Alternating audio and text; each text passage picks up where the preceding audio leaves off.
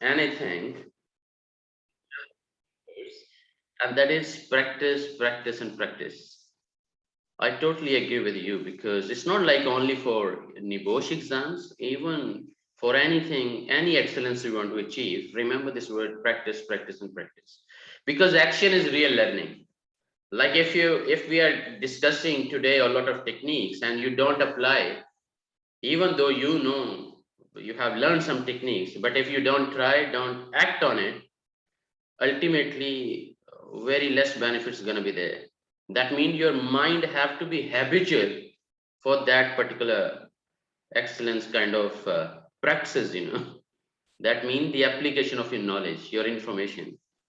And today also what we are going to do, we will be discussing some techniques, and of course I will share one example also. And that example, to be very honest, I believe uh, even though I'm going to share that example, but what I am expecting, your exam sheet must be 1000% much better than even the example I'm going to share today.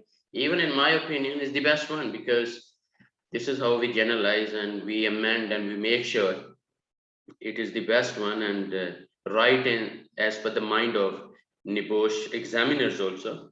But still, your goal must be whatever example I'm going to share, your goal must be to make it more better, in your shot actually. So sometimes I say shoot for the moon. Even if you miss, at least you'll land among the stars, right? So success is always is out of your comfort zone, like if you will not practice, even though you are knowledgeable, you have a lot of information, but if you don't apply that knowledge, and to be very honest, instead of old exams, what I normally suggest, think yourself first of all as a trainee, and then as an examiner as well. And the moment you will start thinking like an examiner, of course you will started getting an idea, oh, how he would be expecting, how much logical, technical, and kind of reference based information must be there. So then the examiner can give the best marks. So you have to think two way, like the mind of a trainee and the mind of an examiner. Then you will have a very clear picture how an examiner, the examiner expectation is just very straightforward, that your answer must be relevant to the question.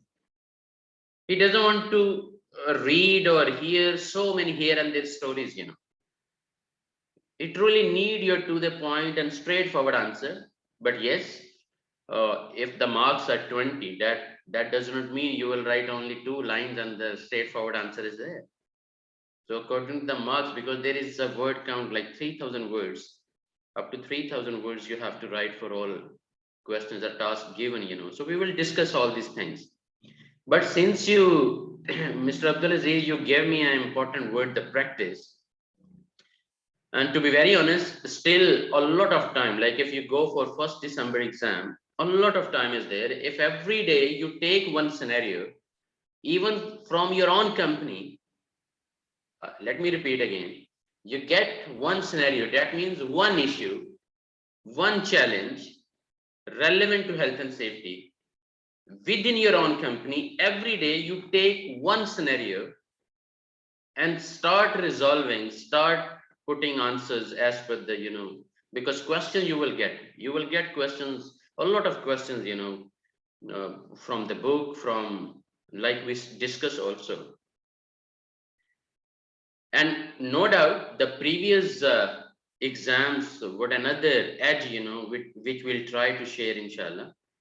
And most importantly, the techniques, what I'm going to share, the 5 most important top tips, in other words, I'm going to share. And to be very honest, if you will follow these 5 important tips, your success is guaranteed inshallah, with the help of dear Allah, with your focus, with your dedication, with your learning kind of success passion, even inshallah. the success would be there. But if you're gonna ignore the tips or that 5 tips, because as per my research, as per my experience, this is the crux of for NEBOSH IGC exam success, actually, the 5 tips which I'm gonna share, inshallah. And later on, I'll share one example of best IG exam sheet with answers, scenario plus answers, and we will, discuss a lot of techniques we have to apply within our answers, actually. So the examiner would be happier. An examiner doesn't like copy paste, to be very honest. And that is why they made prohibited. Okay, you get information, you go to different websites, but no cut paste is acceptable.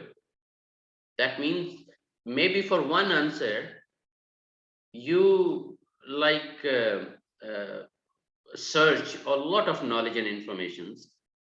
Now, out of that knowledge and knowledge bank, in other words, you just need to choose the diamond words, which are going to be liked by the examiner. So let's start, inshallah, and I'm sure Mr. Muhammad Al Ghamdi, to be very honest, it's not difficult. The reason is, if you see the OSHA register, which I shared in the WhatsApp group, and several other things I'm going to share right after this exam also. So I'll be just supporting you, and the time will come, whatever reference you require, just go to your WhatsApp group, which is more authentic, and you can avoid your searching time also. Otherwise, just follow your HSC UK and your study guidelines and presentations of the 2 books of NEBOSH IGC. Because all your answers you can incorporate, just targeting one circle of knowledge bank. Maybe you can target only NEBOSH books, IG1 and IG2, and then you're gonna target HSC UK, some of the regulations. And a lot of references are given by NEBOSH itself. If you double check your WhatsApp group, I have shared a link where NEBOSH is giving the reference for everything. So ultimately, informations, a lot of standards I'm sharing in the WhatsApp group. So informations are there, knowledge is there. The point is, which one is relevant to your question in line with the scenario. That is important, So let's start, inshallah, and then I'm sure at the end of the day, we'll achieve our goals, learning goals of the day, inshallah.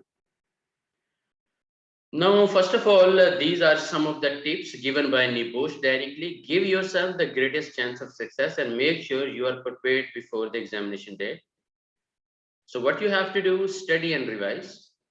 That is one tip given by NEBOSH UK. And second tip they're giving, make sure you thoroughly understand the topic, not the element, not the chapter number or something like that, the topic.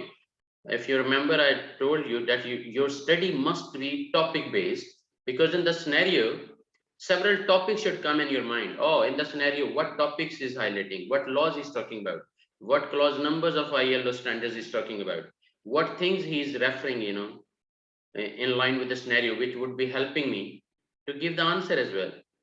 Now, prepare the environment.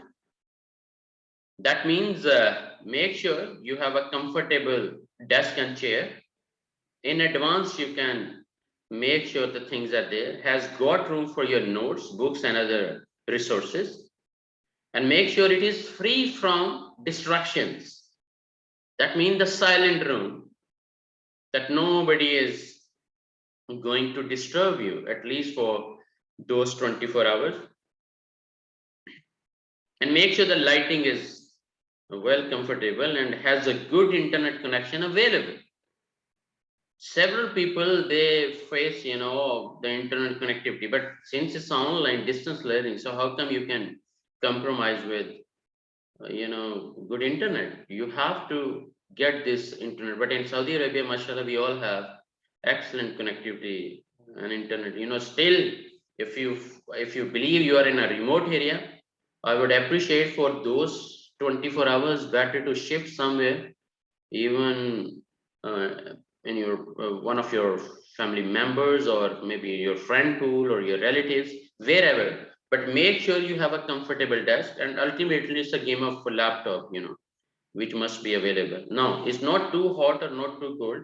Make sure the comfortable environment is there, and familiarize yourself with the online examination platform before the day of your examination. Now, the online platform, how you have to log in, how you have to log off, how you have to put informations, and those informations you'll get via email, and probably the moment you'll get IG1 exam sheet, they will share a lot of instructions and information, and each one you need to follow.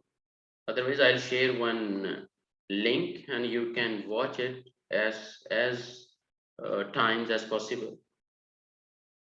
So it's a game of focus, and the focus means follow one course until success.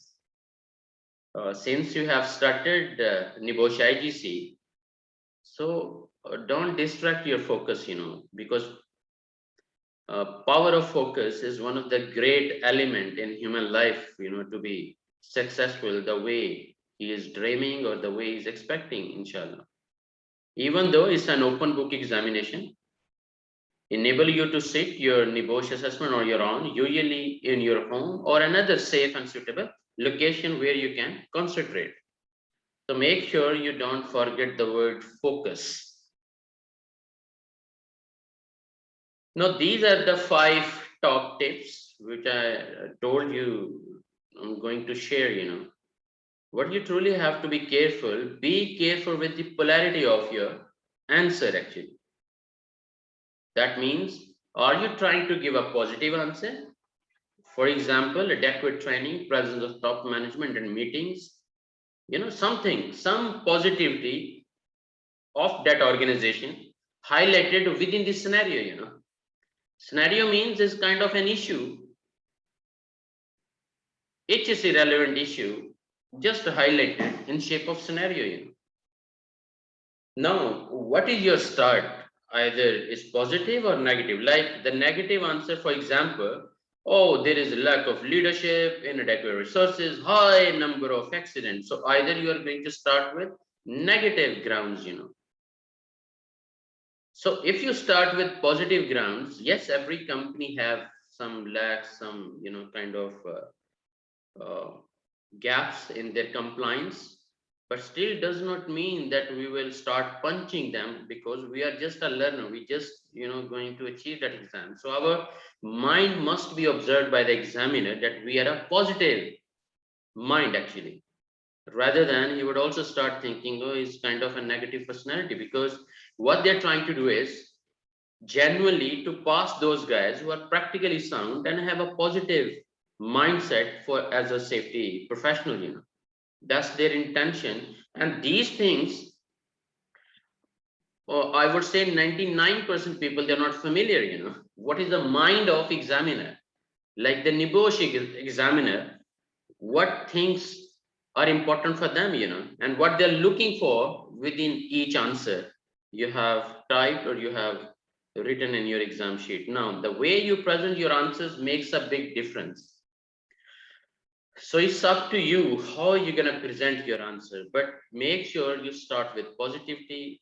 You even finish with positivity. Yes, there are opportunities for improvement. There are some gaps and lacks. Even that gaps or kind of non-compliance, still you have to share in a positive manner, instead of that would be the next tip also. And the second tip, do not confuse the task. Right after the scenario, we have task, and under the task, we have several. Task mean is kind of a heading. It's kind of a heading of an element. Then questions are, straightforward questions are right below, below the task. So what is more important for us? Focus on the question. What is the crux of the question? So our answers must be straightforward in line with the question, No doubt, we have to make sure it is quite relevant to the scenario as well. But several students, what they are doing, the mistake, they focus on the task. Task is just a heading. It's just kind of a topic, and within the topic, they created several questions, but those questions itself have a straightforward understanding and which you need to give the answer in line with the scenario. Like, see an example. Task is influencing health and safety culture. The task is influencing health and safety culture. But it's not the question. It's just a topic. It's just kind of a, kind of an area they are focusing, But yes, look at the question. What are the negative indicators of safety culture at the warehouse? I hope you got the difference, because several students, they got confused and they focus on the task. So according to the task, are my questions answers are there, or and might be they started writing in line with the task, what the task is mentioned, while our answer must be straightforward as per the question itself. So what are the negative indicators of safety culture at the warehouse? That should be our focus. That means in this case, focus on the answer, the actual questions. Don't be much distracted by the task or the heading itself. I hope this tip would give you another type of energy, how you're gonna deal each task, or under task, how many, maybe under task, maybe they can give 3 different questions. So focus on the question, And the third tip is, do not overthink. This is another terrible mistake. Do not overthink or overanalyze the scenario. It's a pretty straightforward issue, Like you are resolving several issues within your company. So they just brought one issue as a scenario, So don't too much, don't overthink or overanalyze and confuse yourself, God forbid. So what is the right strategy? Usually the scenario will have a general negative or positive impression towards safety in a situation or organization. The questions are usually straightforward and no tricks. NEBOSH is not a tricky brand. They're pretty straightforward. This is our question, just give the answer. And if you are overthinking and overanalyzing, then you'll brought a lot of unnecessary informations, and those unnecessary informations have nothing to do with the marks. An examiner, God forbid, he'll not find any reason to give you any mark, if you're bringing a lot of unnecessary information because you overthought, you overanalyzed the scenario itself, and sometimes misunderstood also, because you couldn't understand what is the scenario is all about. Either is giving some positive or negative impression of the safety system of that company, because we have 2 domains, compliance and non-compliance, and in the scenario they are mixing together. They are giving some compliance. Oh, the company is complying this thing, that means it's a positive signs, and then they started highlighting a company was doing this, but unfortunately they were having only one safety officer. There was no safety officer in the warehouse or something like that. So they started giving some non-compliance issues in the scenario. Now your answer, even for the non-compliance, must be in a positive mindset. It's not like giving a lot of negative stories in your answer. An examiner, they're not expecting like this. Now I'm going to give an example in the next slide of that tip number 3, like do not overthink or overanalyze the scenario. Usually the scenario will have a general negative or positive impression towards safety in a situation or organization. So the questions are usually straightforward and no tricks. So let's take an example at the next slide. For example, if a question is asking to you to evaluate if the company is doing enough safety auditing, then check the scenario, and what you read is what you get. So there is no need to overanalyze and trying to find minor evidences between the lines to prove the company is not doing well.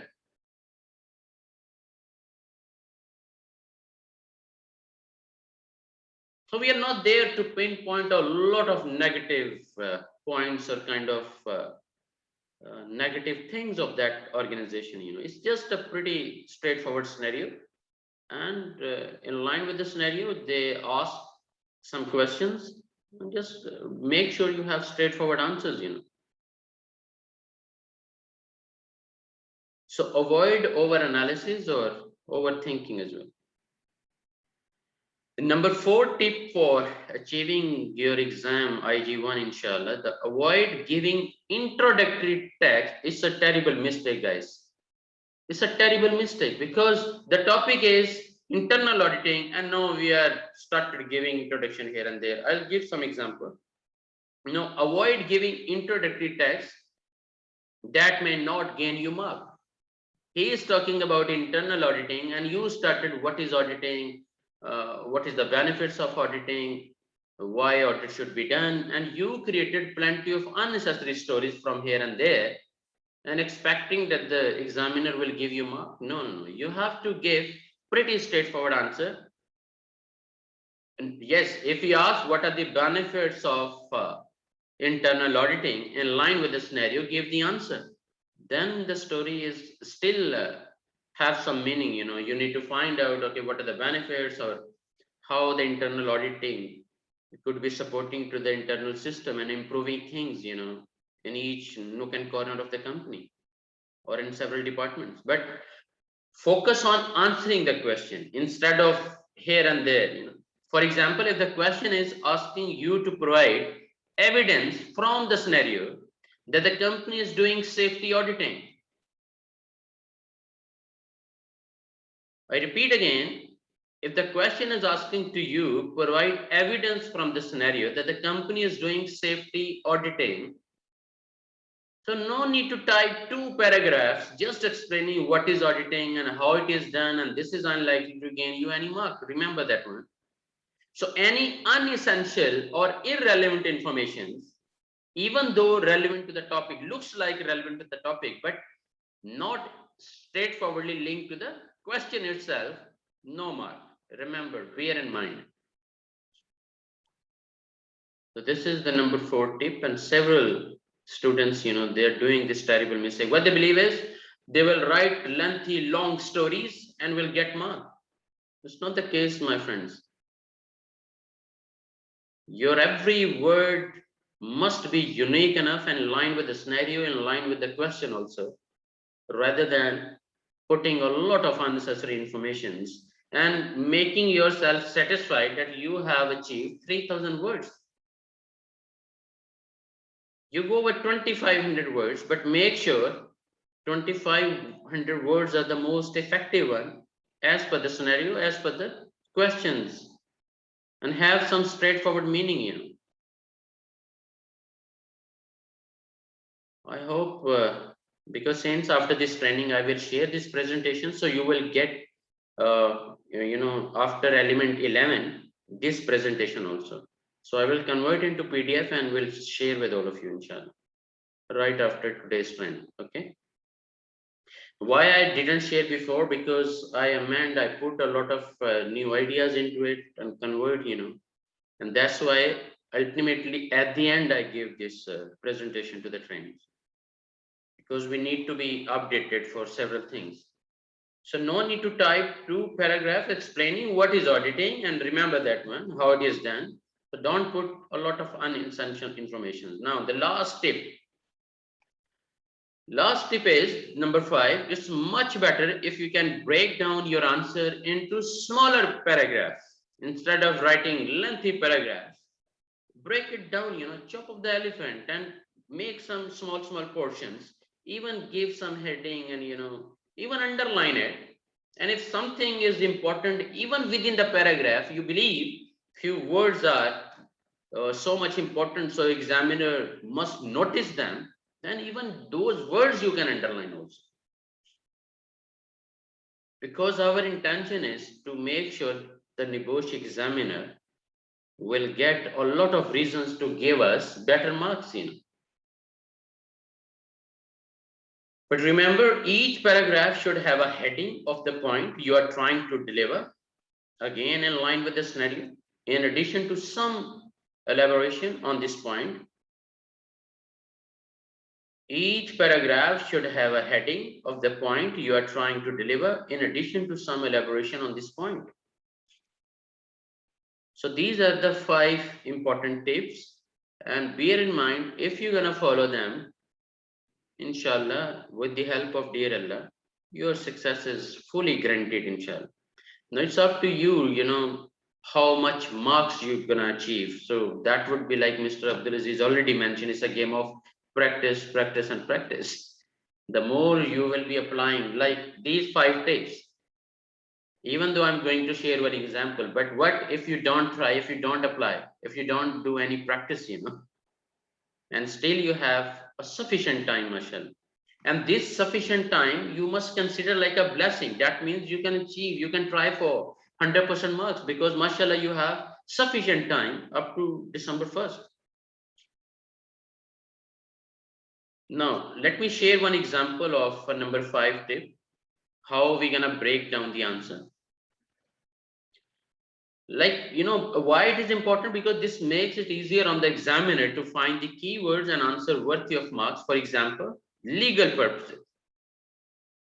to cover the employee's liability in case of accidents or occupational diseases to employees or other who may be affected by their activities. So heading have a strong impression, mashallah.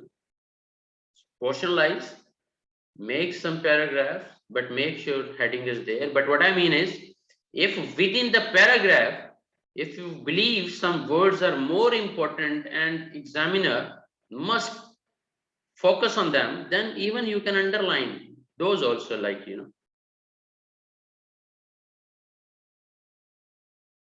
Now I'm going to share one example of open book exam Q&A, and I hope we will apply all 5 techniques there and see what outcome we're gonna get, But remember, success is a kind of positive, accurate, precise, social responsible, professional assistance as well. So make sure you truly understand the meaning of success also. And golden goals means the golden opportunities allowing large successes. Just a golden opportunity for you. Like if you make a target, oh, you will be the only one, inshallah, achieving the highest marks in NEBOSH database for NEBOSH IGC. I mean, just at least just start making that big goal and then see Allah's blessings, inshallah. Because what I personally believe, whatever you think, the thing's done. If you think, inshallah, with the help of dear Allah, with your learning passion and dedication, you can be achieving like maybe more than 95% marks or maybe 100%. And you have 0% doubt on your goal that or your dream, then ultimately inshallah Allah will be helping you. So whatever you think, the thing's done. If you think you can't achieve, you will never achieve, because you already accepted the failure, that you are going to be failed. Because so don't bring even for a single time the word failure, even though it's still a step to further success, but still after 10 days training and putting a lot of energy, and you have experience, mashallah. And that is why you can observe my passion, why I'm putting more, because you guys are already experienced, mashallah. So you must have a big goal to achieve maximum marks, inshallah. Okay. So let me open that example and we will discuss in detail.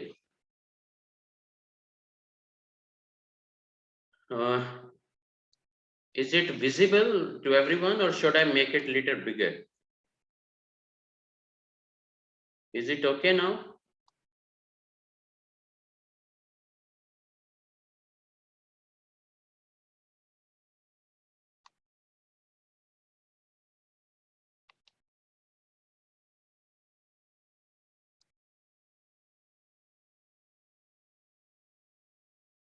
Yes, can you confirm it is quite visible, or should I make a little more bigger? Or let me share directly from.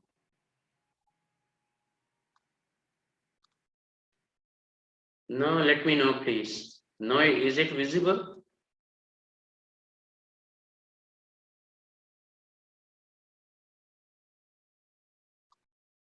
I'm waiting for your answer, please. Just confirm if the screen is quite visible to all of you.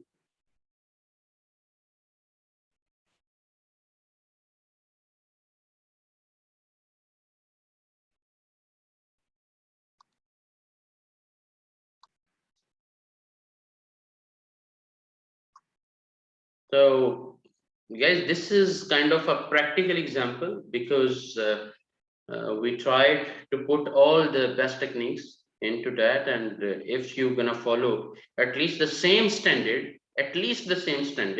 still, inshallah, Allah will give you a lot of marks and you'll be surely successful, inshallah. But make sure you have to try 1000% much better than this example, inshallah. But still, let me share. Maybe it will give you some energy, some confidence, inshallah. And ultimately, the applied techniques, whatever we discuss, the kind of techniques, now we applied here. So basically, the sheet would be available for 24 hours. So this is kind of a guidance to learner will be given along with the scenario. Like this is an open book examination. It is not invigilated, and you are free to use any learning resources.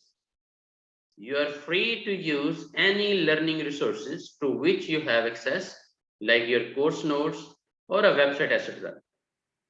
By submitting this completed assessment for marking, you are declaring it is entirely your own work. Knowingly claiming work to be your own when it is someone else's work is malpractice. And several people, they are facing, consequences because NEBOSH have some kind of global setup, and they always behind such malpractices. Now, which carries severe penalties, and this means that you must not collaborate with or copy work from others. This means you must not collaborate with or copy work from others. So neither should you cut and paste blocks of text from the internet or other sources. So cutting, pasting is not acceptable. No, the examination begins with a realistic scenario. Realistic, that means the live issues we face normally in our companies. To set the scene, so you will then need to complete a series of tasks based on this scenario. But in the task, what is more important? The questions. Each task will consist of one or more questions. So under one task, maybe one question, maybe two questions, maybe three questions also under one task. And yes, for each question, the marks would be different. So accordingly, we have to decide how much we have to type, how much we have to write actually. How bigger the answer we have to give. Now, your responses to most of these tasks should wholly or partly drawn on relevant information from the scenario. The task will clearly state the extent to which this is required. So it's ultimately a lot of importance we have give to the scenario itself, because every answer we have to make sure it is in line with the scenario. So our understanding for the scenario must be comprehensive and productive. Now the marks available are shown in brackets to the right of each question or part of each question. So this will help guide you to the amount of information required in your response. In general, 1 mark is given for each correct technical point. Now, this is the most important line, like 1 mark is given for each correct technical point. In line with the scenario, relevant to the question itself. That means that technical point must be clearly demonstrated. Avoid writing too little, as this will make it difficult for the examiner to award marks. Single word answers or lists are unlikely to gain marks, as this would not normally be enough to show understanding or a connection with the scenario. Now, you are not expected to write more than 3000 words in total. So try to distribute your time and word count proportionally across all tasks. It is recommended that you use the answer template. Please attempt all tasks. So this must also be our target, to attempt all the tasks within the given time frame.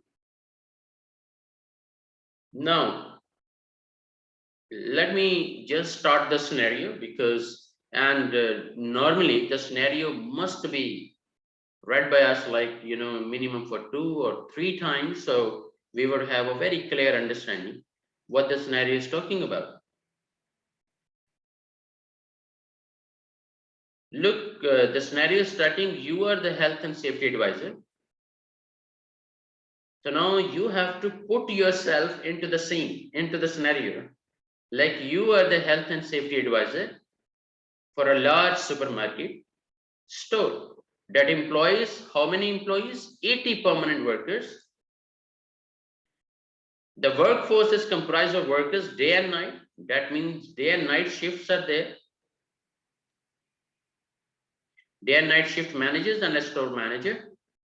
The store manager's working hours overlap the two shifts. The store is just one of 400 under the same ownership. That means they have total 400 stores, but you are just working in one store, one of the store. The store manager is mainly concerned with keeping shelves fully stocked with goods to meet customer demand and ambitious sales target. That means the focus is to sell, to bring more revenue. That is why, because they are getting a lot of demands from the customer and more demands from the customer, that the company is definitely going to have certain level of pressures at every level of the organization, maybe top management, middle management, lower management, because they have to meet that demand, and sometimes capacity is not allowing you. So if that is the scenario, that means more chances of incidents, near misses, accidents, because a lot of pressure is built in. And next statement, even you can study, when not in their office, they spend the rest of their time walking up and down the goods aisles, checking for empty shelves. The supermarket was listed in the top sales last year. Now the store manager want to do even better this year. They have told shift managers that they do not care. Very terrible statement. That they do not care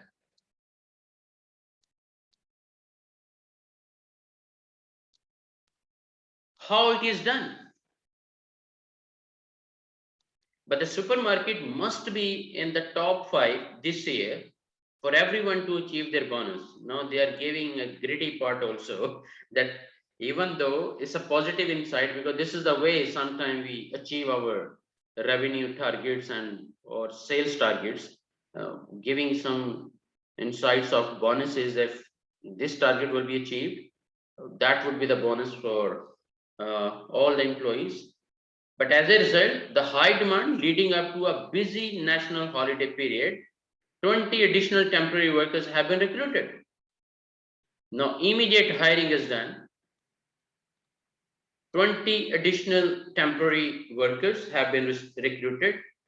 Before starting work, the temporary workers have a very brief induction consisting of a 2-minute video explaining the company's value. So just 2-minute video is explaining the company values. However, there are no written job descriptions,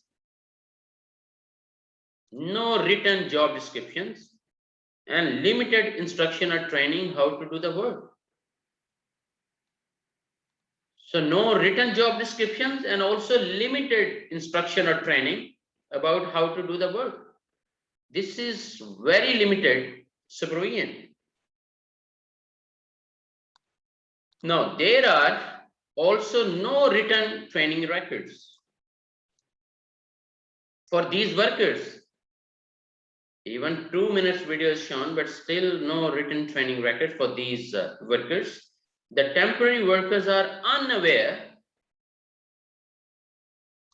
So now we are going into the situation, okay? The unaware of the company health and safety policy, or how the report or how to report any issues. Even they are not familiar how to report, or defects or problems to their shift manager. They are immediately put to work in busy areas. This is another point to focus, that they place the temporary workers in the busiest areas where they are needed most, such as shelf stacking and transporting. So activities are, or the processes are shelf stacking and transporting. Now, empty cardboard boxes to a storage area for compacting. No, they are told not to operate the compactor as it is dangerous and has been the subject of a previous enforcement visit. They are told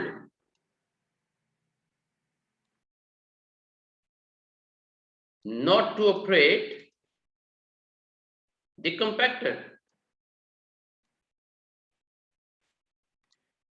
as it is dangerous and has been the subject of a previous enforcement visit. Now that means one enforcement visit is also done from the regulatory bodies or maybe from government side. As part of the supermarket drives to be more environmentally responsible, they have a large compactor baling machine. So the compactor is a large compactor. This is used to compact waste cardboard packaging, and the product what they are like, the waste is more like a cardboard packaging, so that it takes up much less space when it is stored and transported. The compactor comprises of 3 sections. Now these are the technical informations about the compactor itself. The compactor comprises of 3 sections arranged vertically. At the top is in an enclosed hydraulic ram. So that means hydraulic energy is there. In the center, it is an opening at about chest height, and through which the cardboard is fed. The opening is guarded by a safety gate. At the bottom, rest on the ground, is a chamber in which the cardboard is compacted by the hydraulic ram, and the contents of the chamber can be accessed through safety door on the front of the machine. Okay, so these are the technical informations related to the compactor only. Now, under normal circumstances, the authorized operator manually opens the safe gate and feeds waste cardboard into the machine through the opening, which then falls into the chamber. Now, he's talking about the process, the feeding process. Now, you know how the cardboard is going to be fed through the safety gate, which then falls into the chamber below. When the chamber is full, the authorized operator closes the safety gate across the opening wall and starts the compactor using control buttons. So once the full chamber is filled, so just through the control button, one is to the side of the machine, they will start. This causes the vertical hydraulic ram to move down and compacting the cardboard into the bales in the chamber before returning back to its starting position. An alarm sounds to indicate the process is finished. So that means at least alarm sounds are there that the process is finished, just to give an indicator that the process is finished. Now the authorized operator then opens the chamber safety door, binds the bale of cardboard with wire and moves it onto the pallets. Again, that job is being done by the authorized operator, then opens the chamber's safety door, binds the bale of cardboard with wire and moves it to the pallet, where it is stored for eventual pickup by a recycling contractor. Now the contractor is involved here. That means contracting employees, temporary employees are also hired. And on the other side, they also have a recycling contractor. So we are understanding the scenario. Now the gate and the door are fitted with a safety protection device. The gate, now these are the safety features on the compactor. The gate and the door are fitted with a safety protection device. That means In normal circumstances, the hydraulic ramp cannot operate unless both are closed. So this is kind of a good thing. The gate and door are fitted with a safety protection device. That means in normal circumstances, the hydraulic ramp cannot operate unless both are closed.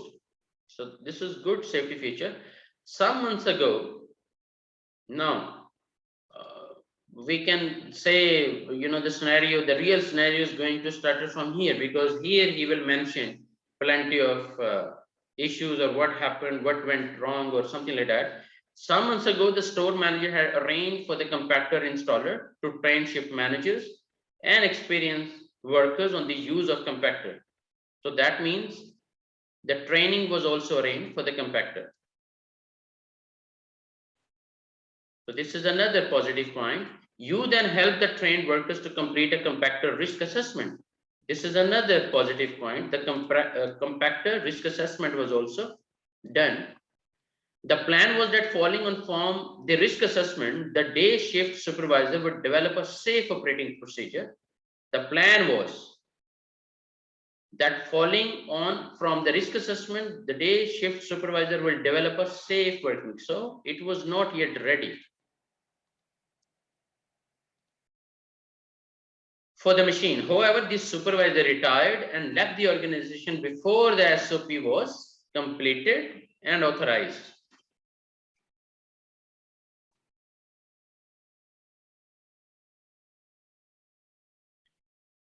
Now, as a result, some workers did not fully understand the SOP and often sought clarification from the day shift or the night shift manager. This was viewed as a complaint by the respective shift manager. Whenever workers raised any safety concern, the response was usually the threat of discipline. Because the more questions the employees are asking, the more irritated supervisor or the manager you have. That is why, his response mostly was the threat of discipline in the form of formal warnings, loss of bonus or dismissal, and replacement by other more willing workers. Now, these are some negative factors, but the point is, now this is our mind. We will consider these are the non-compliance or kind of the deep gaps. Much better is if we gonna consider them kind of gaps, means opportunities for further improvement.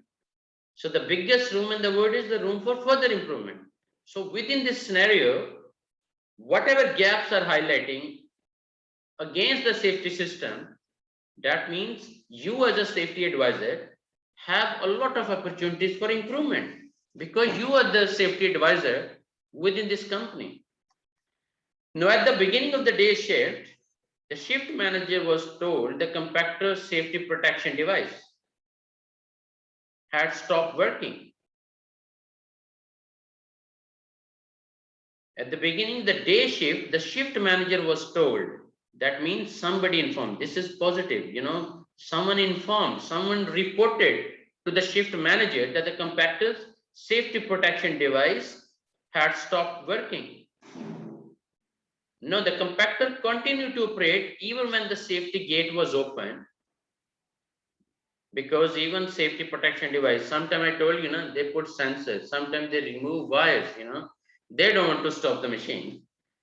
They bypass the safety features. But here, it was not intentional, but unintentionally, of course, the compactor safety protection had stopped working. This was a kind of a maintenance requirement now. The compactor continued to operate even when the safety gate was open. This is terrible. The shift manager tried to telephone the installation company for the most of the day and only got an answer toward the end of the shift. This is a positive effort at least, because they tried to call to the company, but what they are telling at the end of the shift. Now, the installation company told them that they could not send an engineer to fix it for at least 24 hours. But machine is still running, the compactor is still working without any safety device. Now, this was relayed to the store manager, who told workers in the compactor area only not to use the machine until it has been fixed, but took no other action to prevent its use. This was relayed to the store manager, who told workers in the compactor area only not to use. So oral instructions were given, but still at least, workers were also informed. But later on, he couldn't prevent it, he couldn't implement that instruction. No, neither the store manager nor the day shift manager revisited the compactor area of the supermarket. So no visit actually.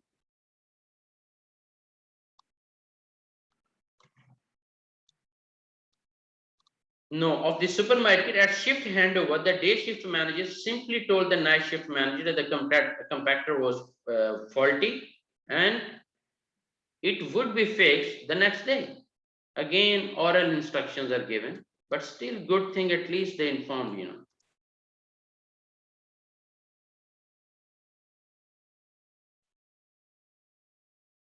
Now, at the beginning of the night shift, an experienced worker and a young temporary worker. Now, two employees are involved. At the beginning of the night shift, an experienced worker and a young temporary worker took a large pile of waste, cardboard boxes, to the compactor. Although warning signs specified authorized workers only to use this compactor, the experienced worker loaded the compactor with the cardboard and then told the temporary worker to operate the controls on the compactor.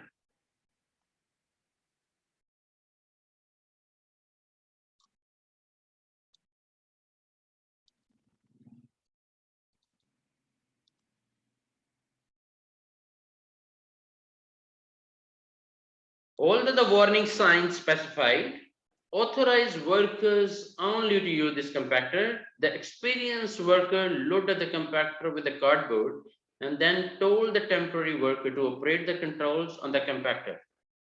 Now, after a short while, the machine stopped with the hydraulic ram down on top of some compactor cardboard. The experienced worker saw that the compactor was jammed, as it often did, and so immediately opened the safety gate and reached inside to try and clear the jam. Now, the terrible mistake: no isolation, no energy isolation, nothing. So the compactor restarted suddenly, crushing the worker's hand.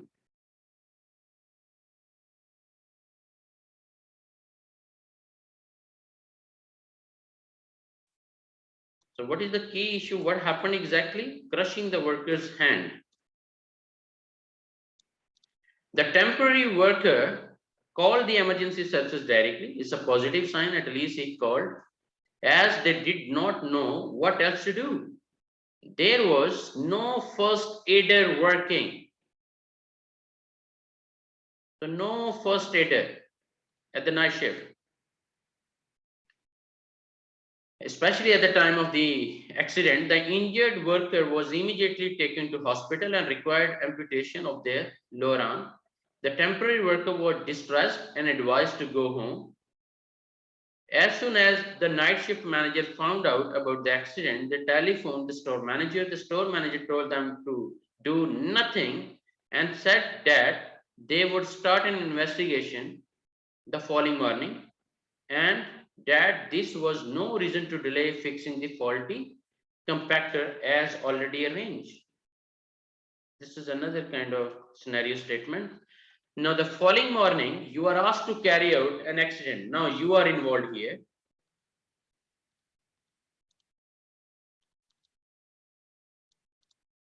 The following morning, you are asked to carry out an accident investigation by the store manager. You have been warned not to spend too much time on it. Now, you are also been warned not to spend too much time on it. so that the store can go back to normal as quickly as possible to hit those sales targets. So ultimate pressure was the sales targets. That is why I always say, you want to make money, yes, make money as a businessman, but not by killing people, not by putting them in danger. You strongly disagree with this attitude and argue that it is a serious accident and needs to be investigated properly.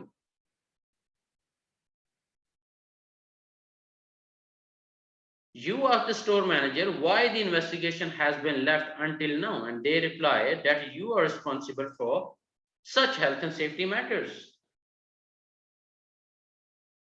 So this is another opportunity for improvement to realize that safety is the responsibility of everyone.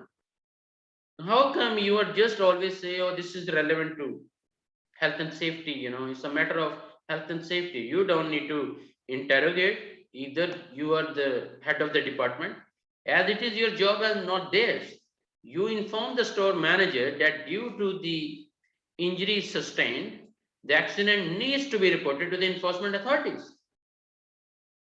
Now you're right on track and you're trying your level best, to convince the management. It's not acceptable. The supermarket store should also expect another visit from the enforcement authority. So now another visit is also expected. You also inform the store manager that the injured worker is likely to claim for compensation. As a result, a court case is likely and the supermarket will need a lawyer. This is the latest claim of many such claims over the years by workers at the supermarket. So it's kind of a history, That means they didn't learn from their history also. But still, we are going to give the answers. But as I told you, we have to give our answers in a very positive manner. So, yes, it's a system gaps. A lot of non-compliances or kind of safety violations are there. A lot of bad practices are highlighted. A lot of violations to the legal laws are highlighted. Within the scenario, we can understand a lot of restrictions to the safety advisor because you can't fulfill your responsibility without authorities, without required resources. You need more time means you need more time. How come someone can tell, okay, you have to complete your investigation within 1 hour, within 30 minutes? How come somebody can instruct like this?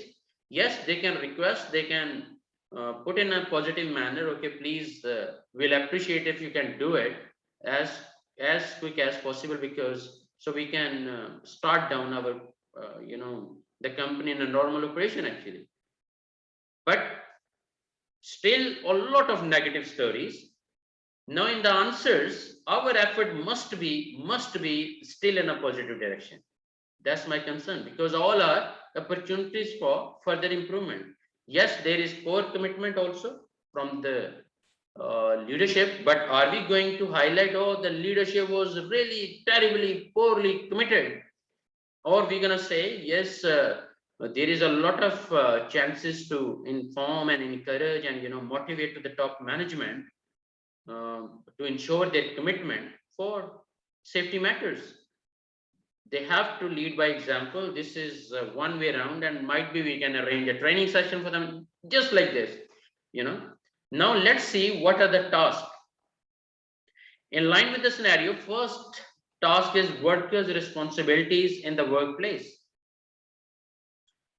Workers' responsibilities in the workplace, and the question is, the injured worker and their fellow worker may have contravened some of their responsibilities as workers within the International Labour Organization Convention like C155, Occupational Safety and Health Convention 1981, number 155, Article 19, and associated recommendation R164, Occupational Safety and Health Recommendations 1981, number 164, recommendation 16.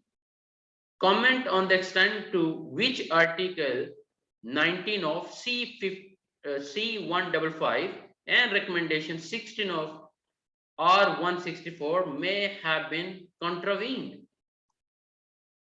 That means what is missed, what is like in line with those conventions and recommendations as per ILO are missed, which need to be highlighted in your answer.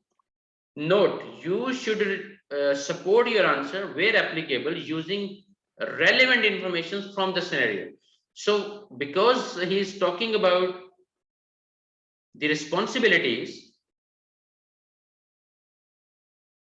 so in the scenario, wherever we see responsibility, so we can put that information in our answer, So this is how we can relate our answer in line with the scenario. We will discuss practically how to give the answer, but let's first read all the tasks and the questions. Now, the second task is asking about influencing the health and safety culture. So that means to improve health and safety performance in the supermarket, you know that you need to positively influence health and safety culture. So this is the challenge. In the first scenario, in the first task, first question, responsibility, and in the second task, question number 2 is all about safety culture. Now, task 3, health and safety. Now, what appears to be negative indicators of health and safety culture at the supermarket? Task 3 is health and safety management roles and responsibilities. Now, it's talking about management, but even though it's a heading, so let's move to the question itself. Comment on the effectiveness of. Now, we are getting one more word here, the effectiveness. So the whole questions are surrounding between responsibilities, culture, and again, effectiveness of roles and responsibilities in relation to safety and health and safety management in the supermarket. So 10 marks are there. You have 20 marks. And in the first task, you have 10 marks. Now, task 4 is accident investigation and recommendations. And here you have 2 sub questions, like 4A and 4B. 4A is why should the scene of the accident have been secured? Why should the scene of the accident have been secured? So, scene of the accident. Now, based on the scenario only, what training would you recommend at the supermarket arranges for the different types of workers? So, types of trainings.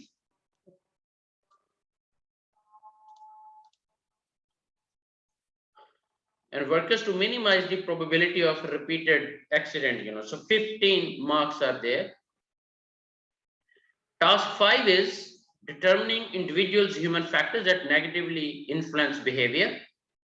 The question is what individual human factors? Now we are talking about, and they are correlating, like in the safety culture, we talk about human factors also. I hope you are getting the point. See, in the task 2, he's talking about safety culture, but in task 4 or task 5, he's talking about human factors and also the behavior. Influence the behavior of the injured worker. But what I mean is both are correlating to the safety culture. Now you should support your answer where applicable using relevant information from the scenario.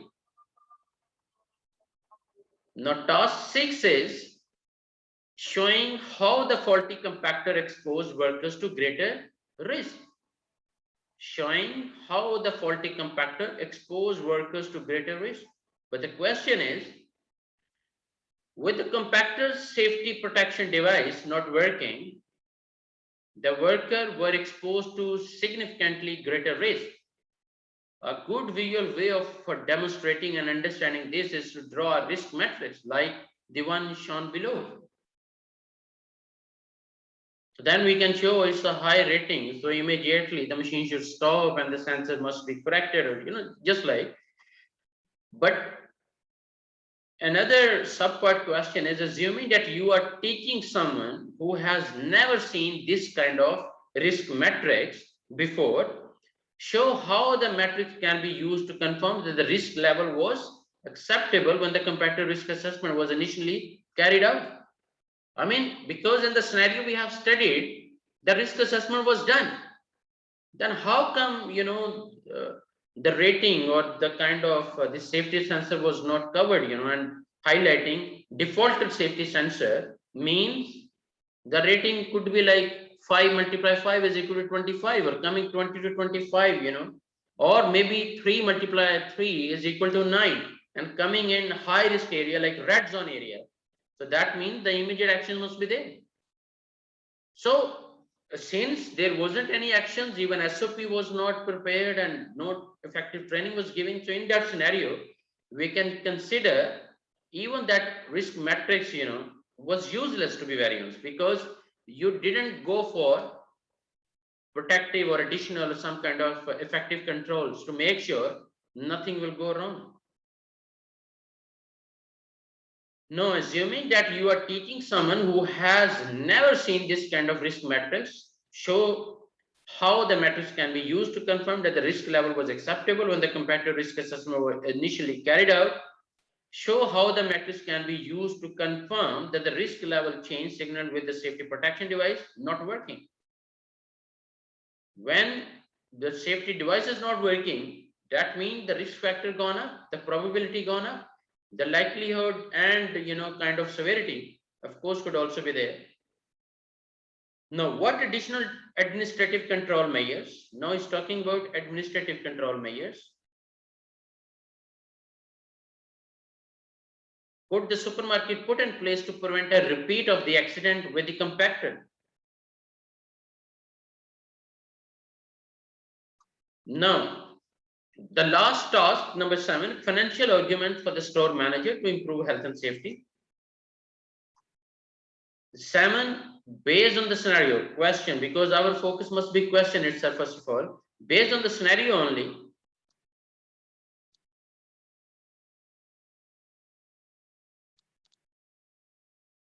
what financial arguments could you use to convince the store manager that health and safety needs to be improved? So, financial arguments. I hope now you have a clear understanding how the scenario was and what are the key areas we have to focus into our answers. Because like questions are focusing responsibilities, safety culture, effectiveness of roles and responsibilities. If they are missing, highlight. If they don't miss, there are. But you start with, must be with good things, and the negative things should also be highlighted in a positive manner. Now, scene of the accident, also shared training is another topic. Human factors, especially the behavior, and most importantly, the risk assessment is also discussed into that, and administrative control measures and financial arguments. So far, by reading the scenario and the task and the questions, we have realized these are the key focused areas. And this is the central point, to generate our answers. Like if we talk about task number 7 or the question number 7, based on the scenario only, what financial arguments could you use to convince the store manager that health and safety needs to be improved? Now, all your browsing, searching, material, everything you need to look into how that material, how that training material or kind of your research or the sources you have created, found, can support your financial arguments against question number 7.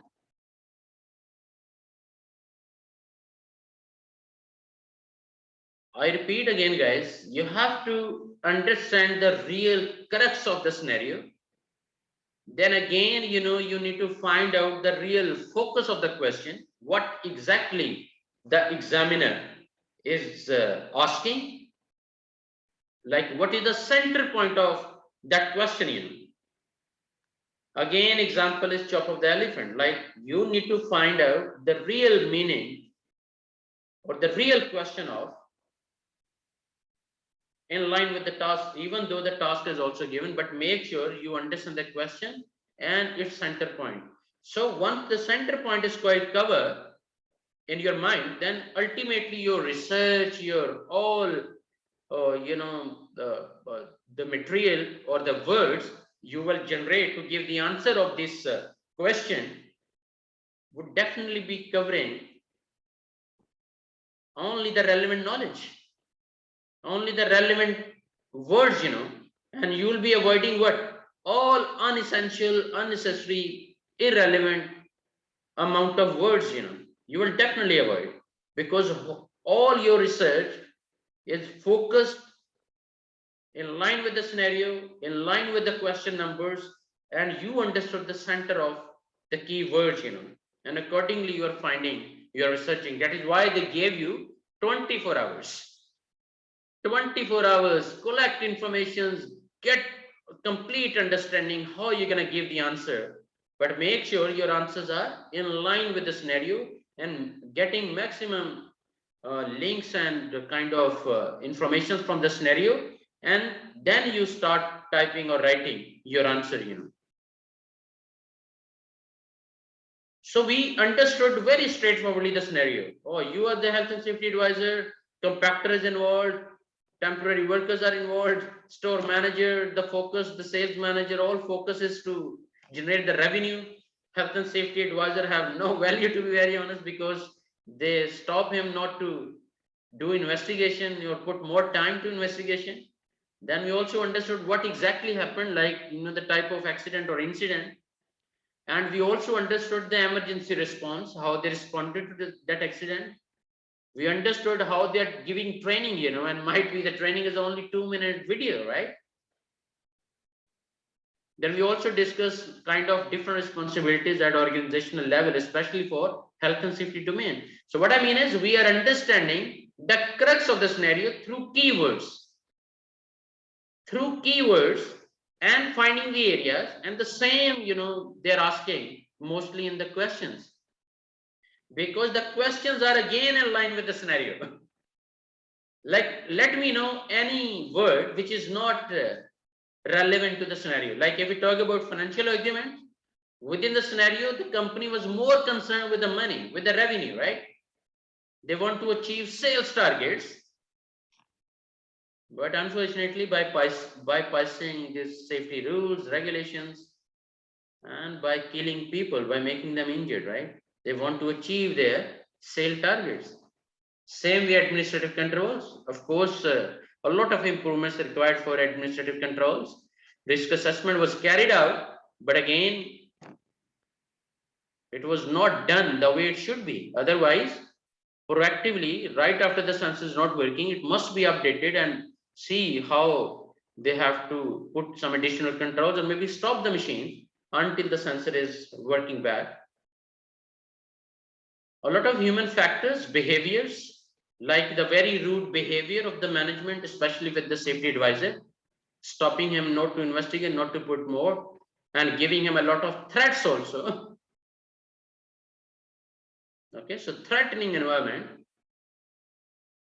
So a lot of opportunities for improvement within this company. Now, trainings, that means the trainings were not effective, a lot of missing points. So scenes of the accident was not fully secured, because that is why still machines started up. Otherwise, if an incident happened or once the safety sensor is not working, that area must be isolated and make sure it is not going to be operated. Maybe one board there out of order, the machine, nobody should dare even to start the machine. But because the management was not committed and they were not supporting to health and safety, and their focus was only financial goals or kind of sales targets, and all these elements mixing together and bringing one insight in our mind, that is the culture. Now, either we have safe safety culture or unsafe safety culture, or we have negative safety culture or positive safety culture. So culture means the human errors, the human brains, the human factors also going to be discussed, right? And then the first question is all about responsibilities, but in line with ILO recommendations and conventions. So I hope you would have some clear understanding how The scenario have to be understood and the questions. Now, I have a plan, if you agree with me. Before I share my answers, why can't we bring this topic into the chat box and see how you all actually put your comments, like giving the answer of each question before I share my answers, which ultimately I have to share. And if you believe it would take so much time, then we can directly move for the answer. So let me know your comments on it. Shall we put questions into the chat box, each one separately, and start discussing? Getting your answers, or shall I share the answers from my side? Because we have IG2 risk assessment project also to be discussed, and it's also very much lengthy. Okay. So, Mr. Muhammad Al Ghamdi, you're talking we should share the answers. What about the others, please? Yeah, I will go with Muhammad Al Ghamdi.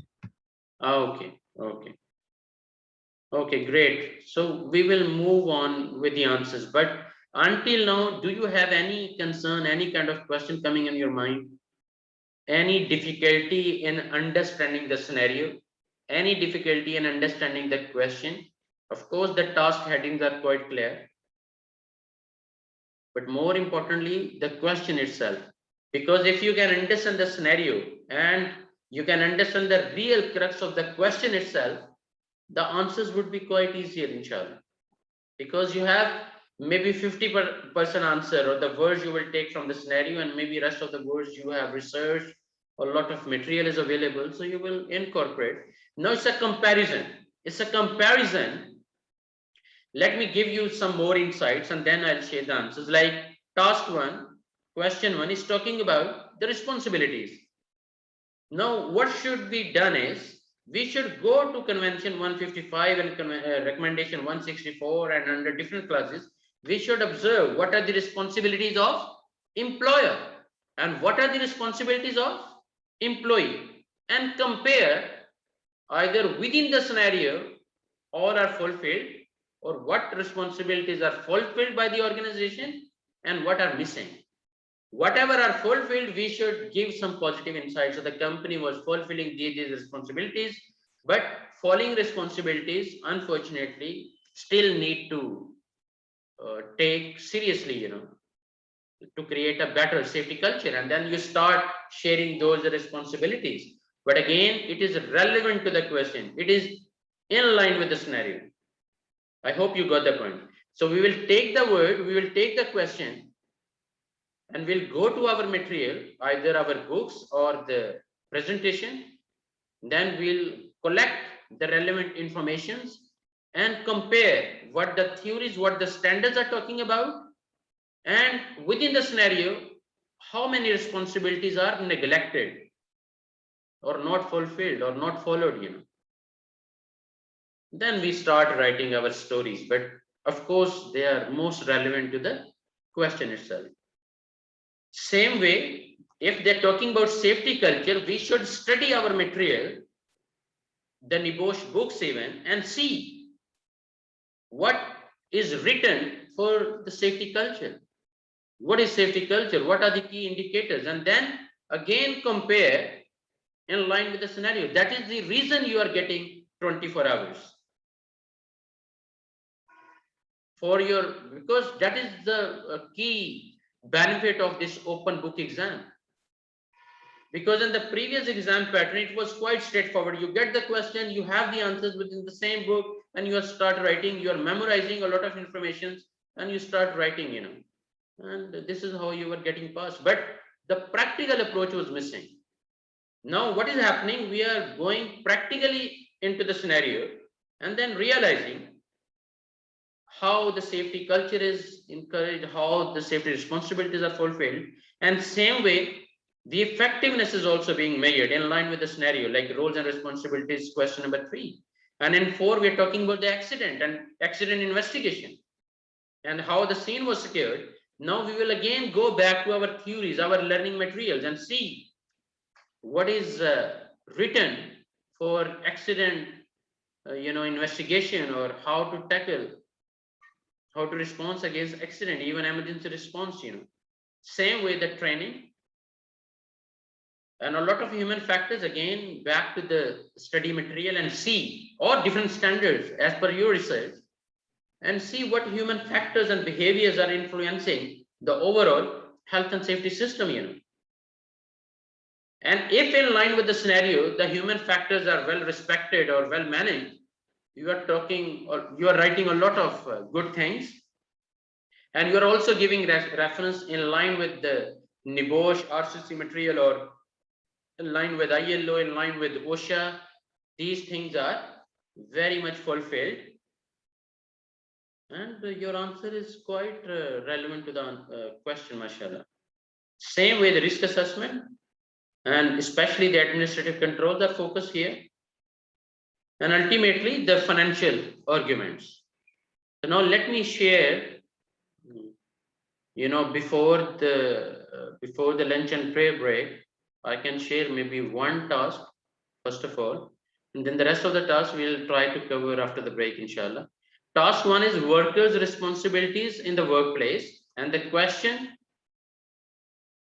as per the scenario, the following responsibilities of injured worker and his fellow workers were contravened that lead to accident. The injured worker contravened this obligation because he had not cooperated with employer, because he ignored instructions of employer.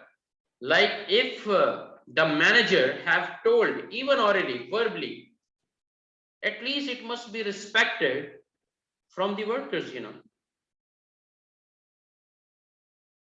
And that is why it is quite clear, the Article 19B of Convention C 155. The injured worker contravened this obligation because he had not cooperated with employer, because he ignored instructions of employer and asked his fellow worker to operate the control of machine.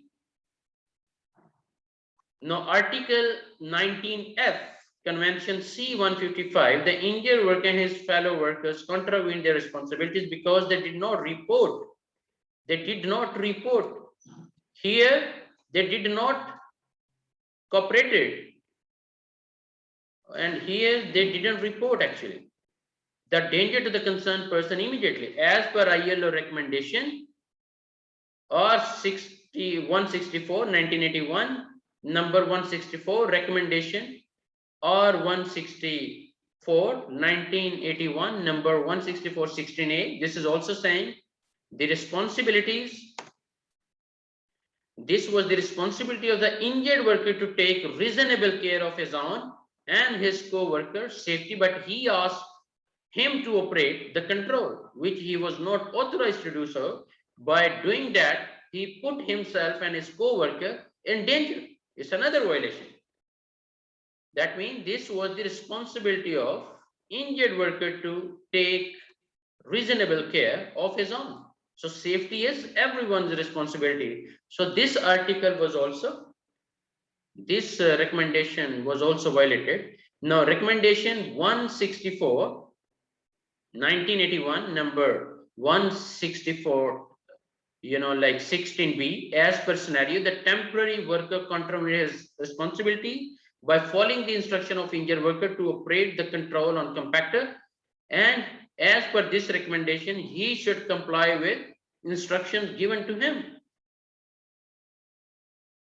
So as per given instructions, he was not supposed to operate the compactor. No, as another reference, what we are doing, we are supporting our statement in line with the scenario. Now, as per this recommendation, it was a responsibility of them to use safety devices. By scenario, we noticed the safety device of the machine was not working. So still they used the machine without safety device. So safety devices is also a clear responsibility, to ensure and not to work without a safety device. But unfortunately, they operate the machine even without safety device. No, recommendation R164 1981 number 164 16D. So that means recommendation R164 16A B C D E all are supporting our answer. Like 16D is talking about the injured organs fellow contravened their responsibility by not informing their immediate supervisor,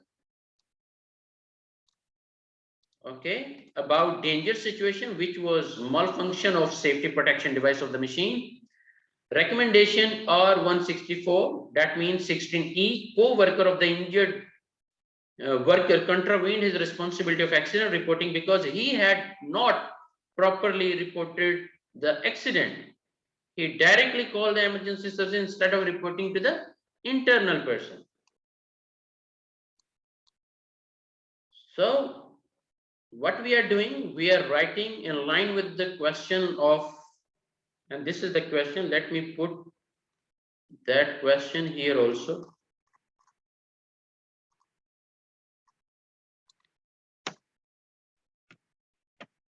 This was the question and we are giving the answer. And I will share this one also with all of you, inshallah. Okay. I mean, I'll share the presentation and this document.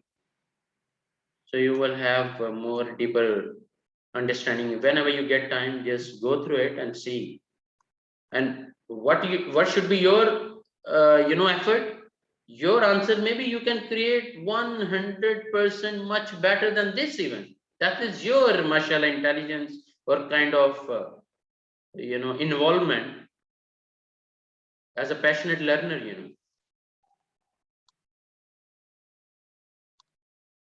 Okay guys, so after the break I'll catch you back at 1 inshallah. Have a great time. See you at 1 inshallah.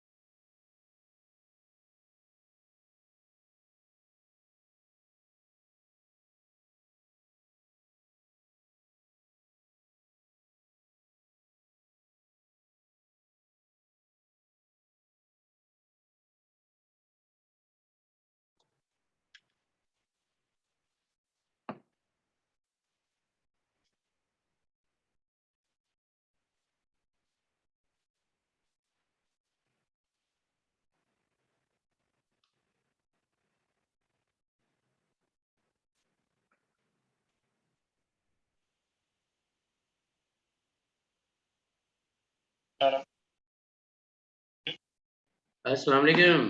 जी आमिर भाई। जी वालेकुम सलाम। इश्तियाक साहब कैसे हैं?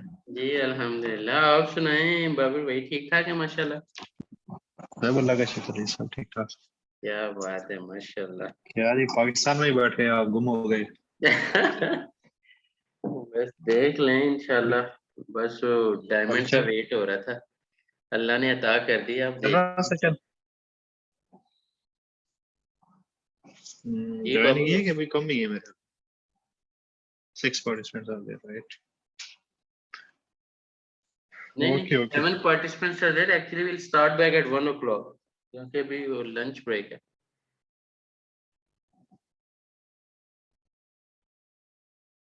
अच्छा, अभी lunch break चल रहा। हाँ जी हाँ जी। अच्छा अच्छा, सही हो गया। तो क्या मुबारक हो जी, आप थैंक बेटा यू हुआ वेरी मच। आपका? Thank you very much sir, nice to. Hmm, वो इसीलिए जो है ना, वो किसी साइड पे भी, इवन विद इन पाकिस्तान भी आपने नोट किया होगा, इतना मूव नहीं हो पा रहा था।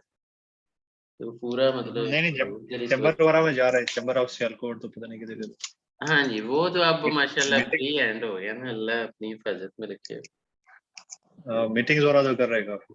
हाँ जी, वो भी तो काइंड क्या ऑफ। प्लान है आने का? आने का प्लान तो है बाबर भाई, इंशाल्लाह। क्योंकि हम्म यहाँ पे आपको पता है वो कितना मैनेज करेंगे, हम्म। इन्वायरमेंट ही नहीं है उस लेवल का।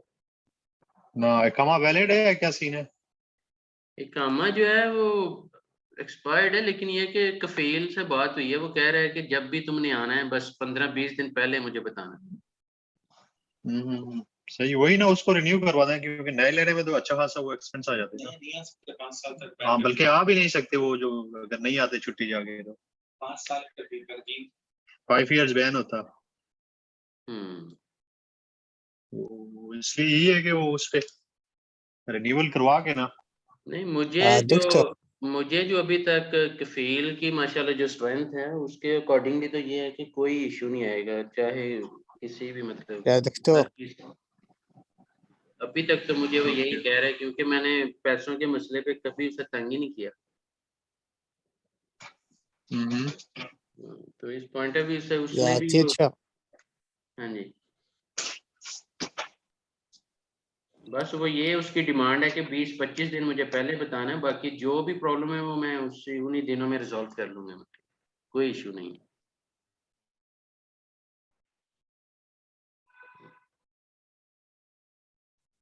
ठीक है, ठीक हो गया एचआर साहब। तो इंशाल्लाह। वो एक ना ओके। अहमद बुखारी साहब है, is telling you no you are not on mute actually. तो हमारी कोई इतनी सीक्रेट डिस्कशन तो है नहीं है। मिस्टर हाँ, अहमद, नहीं नॉट नहीं, very much secret discussion, so no harm if you are hearing, no problem.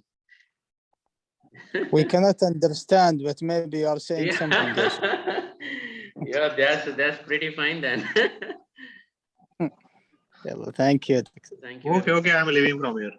Okay, so nice of okay okay. you. Okay, take care.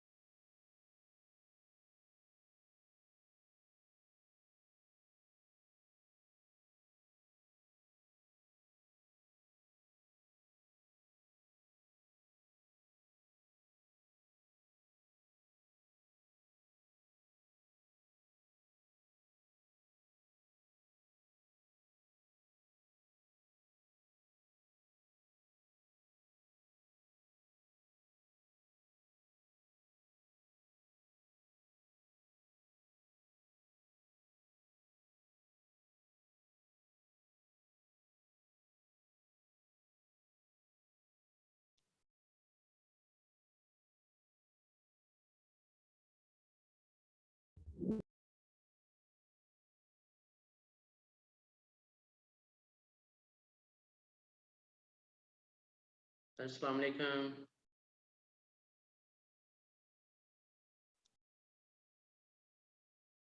وعليكم السلام. So welcome after the break, and we are right in the middle of the discussion of the scenario and along with question and answers. Just a practical example how to attempt our IG1 exam, and most importantly, what kind of words we have to choose to make everything relevant to the scenario and to our NEBOSH theories and some kind of other regulatory standards. Now, in the second task, they're talking about the safety culture. Now, if you still remember the scenario, you will definitely dig out several points, where you can highlight what were the missing factors for safety culture. Like if we talk about store managers' behavior, which truly we need to highlight, because the definition of the safety culture means the health and safety culture is to share, is the share attitude, values, and belief and behaviors relating to health and safety.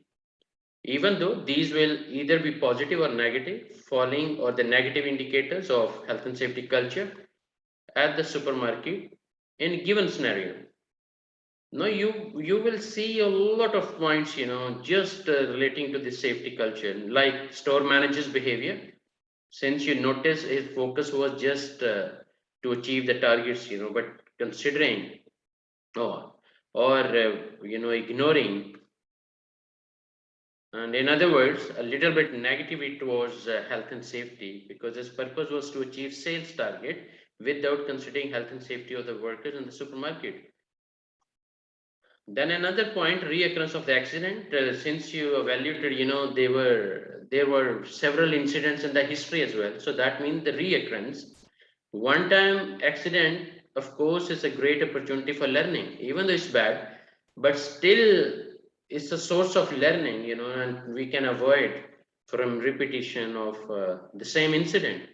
But within the same company, that incident was not the new one.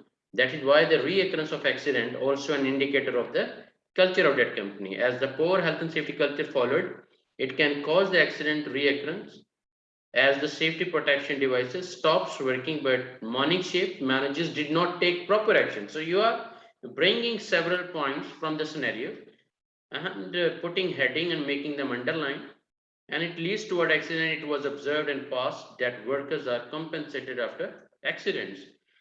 Even there is another point, no proper emergency response procedure. That means the temporary worker was not aware of emergency response procedure. At the time of accident, he was not aware of emergency response procedure and he called emergency services directly instead of calling night shift manager. Another point is poor safety induction of new workers, like hiring 20 new temporary workers, but induction was not effective. The temporary workers had a brief safety and induction video only for 2 minutes, but they are not briefed properly about their job description and they are not instructed properly to carry out the task. Insufficient, that is another point we can generate. Insufficient first aid facility. We can create another point. There is a lack of first aiders in the supermarket, especially at the time of accident. No first aider was working in their shift. Like in the night shift, there wasn't any first aider available. Now, job location of temporary workers. The temporary workers had not properly trained and they were assigned in an area which was busy and highly risky. So what you are doing, you are taking the points, making them a heading and putting some details from the scenario and justifying your answer in line with the scenario. No, improper training record of workers. There is no proper training record of workers had maintained at supermarket. Even lack of monitoring also observed because the store manager and the shift manager within the scenario are aware that compactor safety device is not working. But even after that, they did not revisit the compactor area at the supermarket. No safety personnel was available at night shift when accident was happened. No, improper response to workers' complaints. Even though the workers were complaining, whenever the workers' complaints were there, they are just giving warnings or loss of bonus or term. That means that kind of a threatening environment. and ignoring enforcement authorities' guidelines as well. In the scenario, it was observed that the compactor area was noticed by enforcement agencies before, and the time of accident risk was the same as before. That means no action. Even the government enforcement agencies visited. They, even with that mindset, because of that poor safety culture, in other words, they didn't take any, actions against the reports or kind of enforcement of from the authorities. In complete safe operating procedures, it was observed in the scenario that the workers are using compactor machine but without SOP. So what we are doing, we are taking maximum points from the scenario but explaining in our own words in a better way, like putting heading, small paragraphs. So we are giving some better attraction, or trying to get attraction of the examiner mind. He must be happy the way we are explaining or the way we are giving, the answer. And you remember, every technical point is equal to 1 mark, and every mark is so much important the moment your target is to achieve 100% marks. So in that scenario, that means you can give maximum technical points, but must be in line with the scenario and in line with the standards as well. Ignoring safety signs means, in the scenario, it was observed that safety signs are ignored by injured person and his fellow workers, as there was a warning sign specified about the use of compactor that authorized workers only to use it, and they ignored it, if you remember the scenario exactly, which lead towards accident and damaged machine usage. In the scenario, it was mentioned that the compactor was jammed before in the past, which means that without maintaining, they are using the damaged defective machine from a long time. Ignoring safety device, it was observed that the compactor safety device was not working, but shift manager ignored the safety and did not take measures to disconnect the compactor. No accident investigation uphold, they were telling to the safety advisor, you don't put more time and, just close the issue as quick as possible. In the scenario, it was observed that accident happened in the night shift and investigation delayed even until next morning. Improper hazard communication method, it is observed in the scenario that compactor safety device is damaged, but morning shift manager only verbally informed the night shift manager about the fault. So the same stories told in the scenario, you are writing in your own words by making bullet points, and of course, in line with your study, whatever you have done in the NEBOSH, like for the last 10 days, and even as per your research for different standards. Now, store manager's attitude, it was observed in the scenario that store manager main focus was to achieve sales target, and he don't care about health and safety of the workers. Improper guidance about the job, that means the temporary workers are not trained and guided properly. And same way, no lockout tagout procedure. As compactor safety device stops working the morning shift, manager didn't take action and apply the lockout tagout procedure to stop the machine, so nobody can start it, or machines use it. He just verbally informed to the workers not to use the contractor. Tagging of faulty equipment, it was observed that equipment was faulty, but even after that, they did not apply don't use tag. I can add so many other points, maybe poor communication, poor internal communication. We just can put more points and write the stories again, getting from the standard. So, but it's not like if the questions having 20 marks, so that means we can't write only 10 lines or 5 lines, like this question is having 20 marks, question number 2. That is why we need to make maximum points. So ultimately the examiner should get a reason to give us better marks, against each question or task. Now the third one is all about responsibilities, roles and responsibilities. But what is the exact question? Comment on the effectiveness of. So he's talking about effectiveness. Effectiveness of. Can we go back to question number 1? Sorry? Can we go back to question number 1? There was some Yes, please. relate. There is some like in the answers. There was let's say a recommendation number Okay. So not all the answers coming with a recommendation number or a standard. Which one you're talking about? Like the difference between the answer on the question 1 and question 2. The question 1 is each point is related with is linked with one of the standards, like reference 164. Yes, but see the But in question first the of all. See the question actually, because within the question he asked the injured worker and their fellow workers may have contravened some of their responsibilities as workers within International Labour Organization. So all the convention and references are given there. So we are just endorsing. We are just giving, in line with the question. But yes, here you are typing the answers, and ultimately at the end you can give all the links or all sort of standard reference. It is up to you, like you're gonna give only RCC training presentation and IGC NEBOSH IGC book 1 and book 2 if you are getting maximum vocabulary and words from those two areas. Anything you are referring in line with OSHA or in line with ILO or in line with other regulatory bodies, then you have to give surely the reference.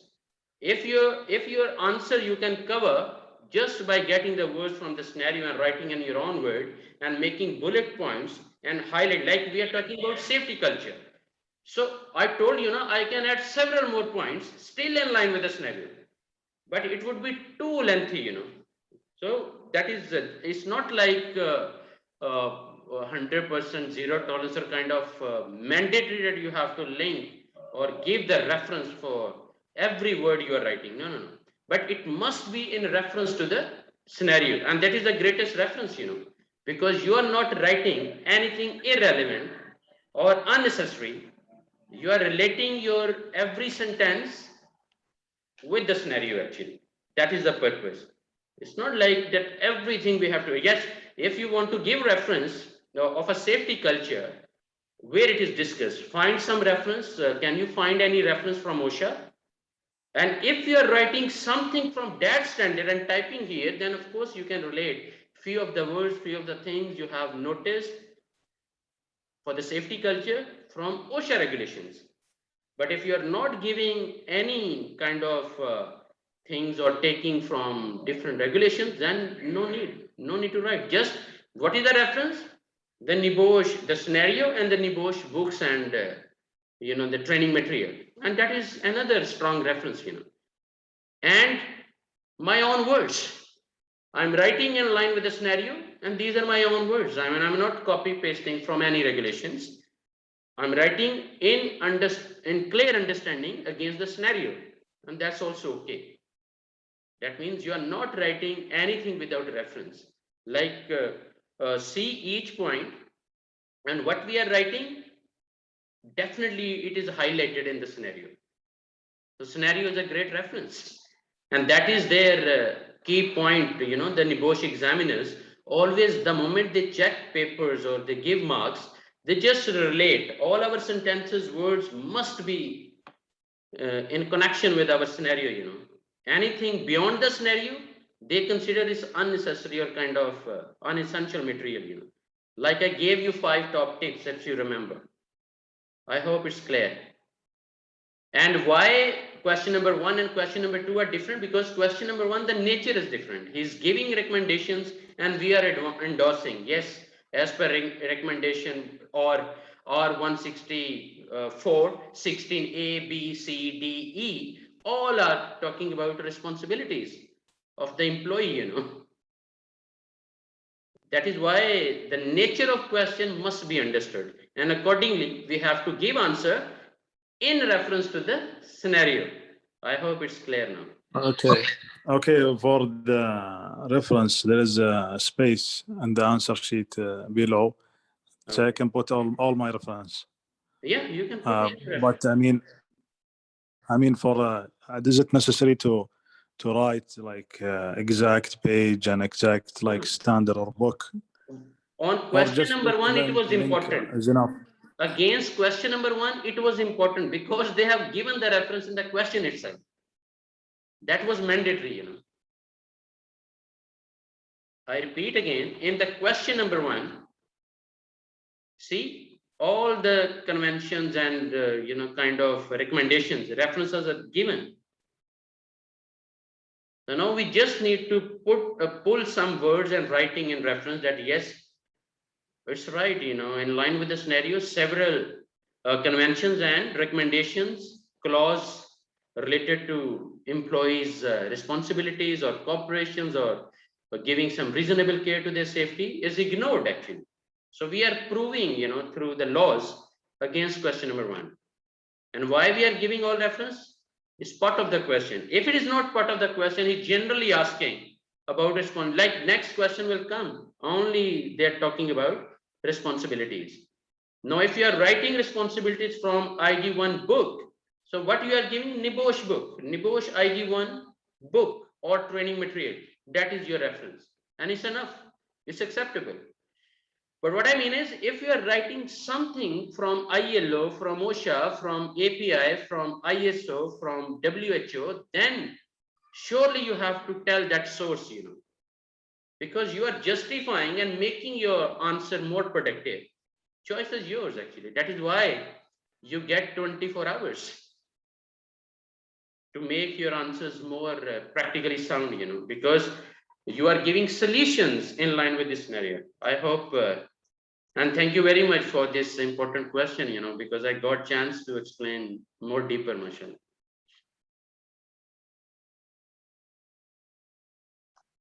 Now let's see another example, like in task 3, is talking about the effectiveness. Comment on the effectiveness of roles and responsibilities in relation to health and safety management in the supermarket. Now, note, you should report your answer, support your answer where applicable using relevant information from the scenario. So against every question, you will get mostly this statement. You should support your answer where applicable, not everywhere. Where applicable, use relevant information from the scenario. Now, according to the given scenario, effectiveness of roles and responsibilities of health and safety management observation in the supermarket is as follows.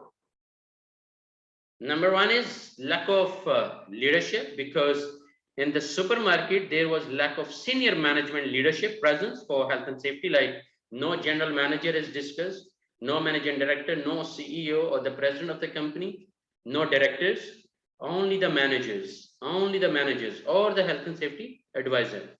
Now, lack of communication, there was not effective communication system was available to share the effective responsibilities.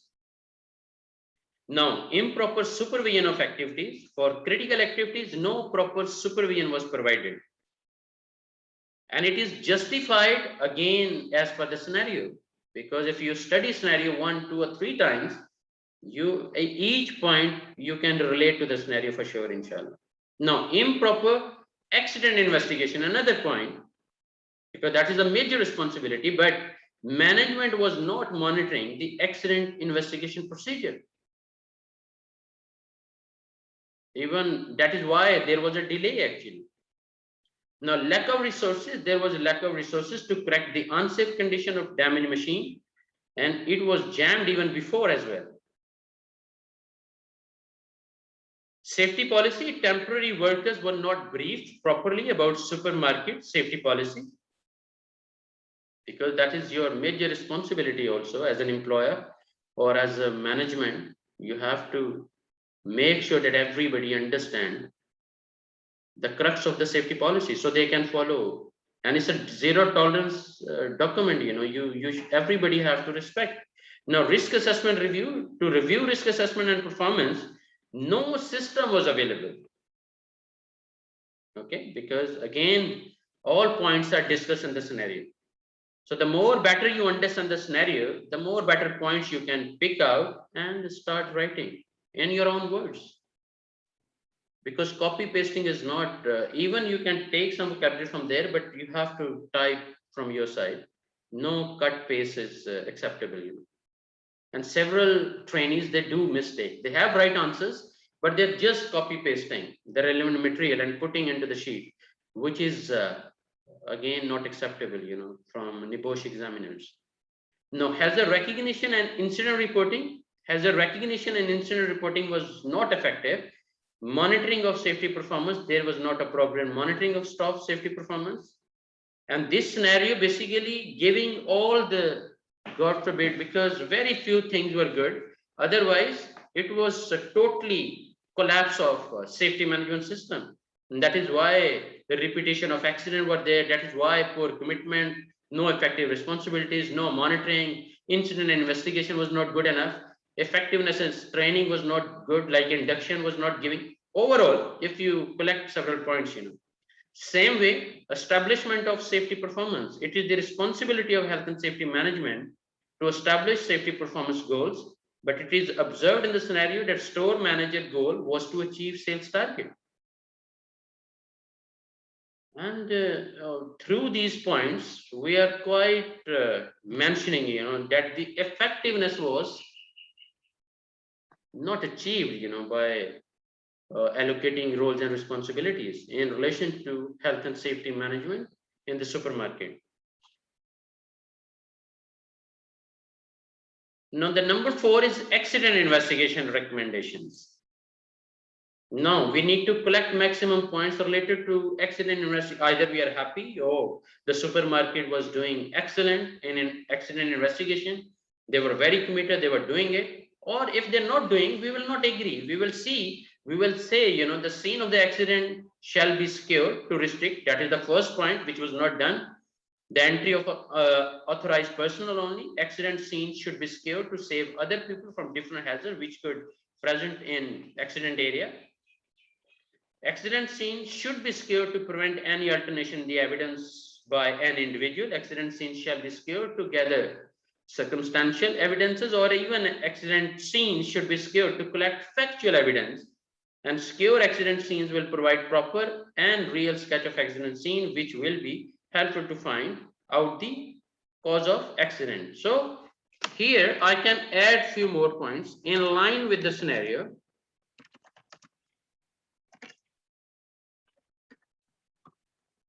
Not in line, in reference to the given scenario. Following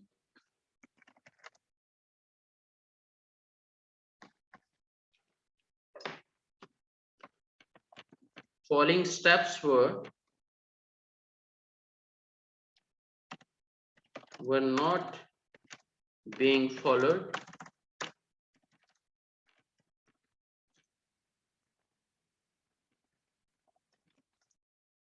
Effectively, while it is the legal requirement as well.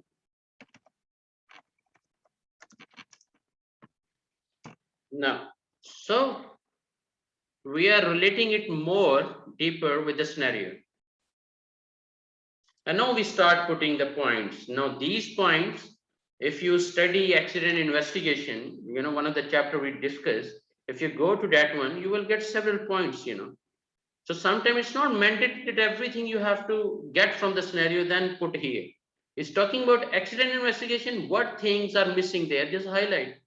Or what things I have followed. Okay, in line with the scenario, in reference to the scenario, following were the things related to, or following steps related to investigation, accident investigation were being followed from the management of supermarket, but few of the points they missed to follow, and then you made 2 portions, the good things and of course the opportunities for improvement, which they didn't follow by the way. Now this question have basically 2 portions, like A is why should the scene of the accident have been secured, and we are giving all the reasons why the scene should be secured. Now the second is the based on the scenario only, what training would you recommend? Now we are going to give recommendation, the supermarket or the different types of workers to minimize the probability of repeat accident. Now we are just going to recommend some trainings. First of all, LOTO training must be there, job specific training must be there, accident investigation training must be there, risk assessment training, hazard recognition and reporting, BBS training, NEBOSH IGC training, even we can recommend them, even machine guarding training. And if any other point is coming in your mind and you can justify, you can write. But make sure we are not going to make it too lengthy. Look at the marks. This is like 15 marks. It's good we are writing different points. But if it is just few marks, but overall it's like 15 marks for question number 4. So make sure you are writing as per the title of the question itself, because if you will, like if the marks are 5 and you are writing 2-page stories, then that would not give a good impression, to the examiner's mind actually. My question is, for this second portion, is there any missing training you believe must be added, must be done within this supermarket? If you are a health and safety advisor, what other trainings you're gonna recommend them in? Like I noted LOTO training, job specific training, incident accident, risk assessment, hazard recognition, BBS training, NEBOSH IGC, machine guarding training. Do you believe some training, some other trainings must also be there? If yes, what should be those trainings, so we can make this question more comprehensive, inshallah. Any other training topics you believe must be there? Or it's okay enough?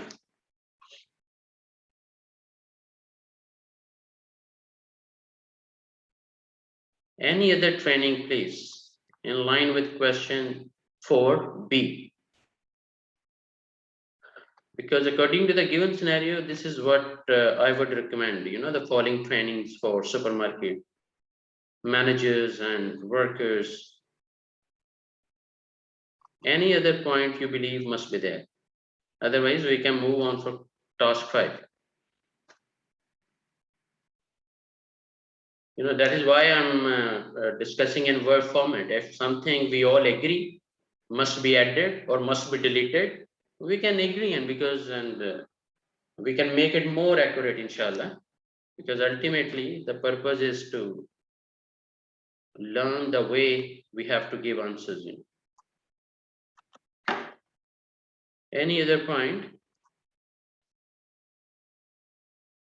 And since I will share this format even in Word format, so you can improve, you can have some practice later on. It's up to you, okay? Now, determining individual human factors that negatively influence behavior. Now, what is the question? What individual human factors might have negatively influenced the behavior of the injured worker? What individual human factor might have negatively influenced the behavior of the injured worker? Now, the answer, based on the given scenario, following are the individual human factors that may negatively influence the behavior of injured worker. First of all, the shift manager's competency we can challenge, because shift managers were not competent enough, as when they are found regarding malfunction of safety device, they did not take any action, and that might have negative influence. Negative influence the behavior, especially of the injured person, the worker, because if top management is not committed, the negative trickle-down effect will be there. Now, store manager, shift manager, risk perception. After telling verbally about fault of safety device of machine, they never revisited the area. And it showed their weak risk perception that might have negative influence on injured worker behavior. How if my general manager is not giving any care or any importance to safety rules, why should I? If they are not worried, if a safety device of the machine is inactive or defaulted, why should I? So basically, through our negative or positive leadership, we are impacting or creating some kind of behavior, might be the safe behavior or the unsafe behavior. It depends on, first of all, our leadership behavior. If we are respecting safety rules, they would also start, inshallah. Now, risk perception of only shift manager. Look at, he was told about compactor safety protection device. Fault, but he has not asked to isolate the machine, which shows his weak risk perception.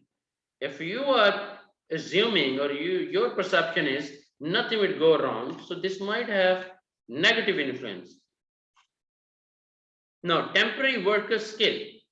As temporary workers don't have enough experience and knowledge, they don't require skill to do the job, that might negatively influence the behavior of injured worker. Shift manager's behavior. When someone complains about any problem, shift manager threaten them about the job. This might have negative influence. Now, temporary workers, personality, risk, aversion of the temporary workers was not up to the mark, that might have negative influence on the injured worker. Because personality wise also everyone is different. So we are justifying what individual human factors might have negatively influenced the behavior of the injured worker. So he was influenced by the shift manager's behavior, by the the store manager's behavior. Because if they are not taking or they are not realizing that something is terribly serious, if a safety device is not functioning or is defaulted, they must take some abrupt actions, but unfortunately, the risk perception was really weak. And this is how the influence of the worker, the terrible influence on workers' mind was also there. Now, task this is all about showing how the faulty compactor exposed workers to greater risk. It's more relevant to the risk assessment, like with the compactor. Question is, with the compactor safety protection device not working, the workers were exposed to significantly greater risk.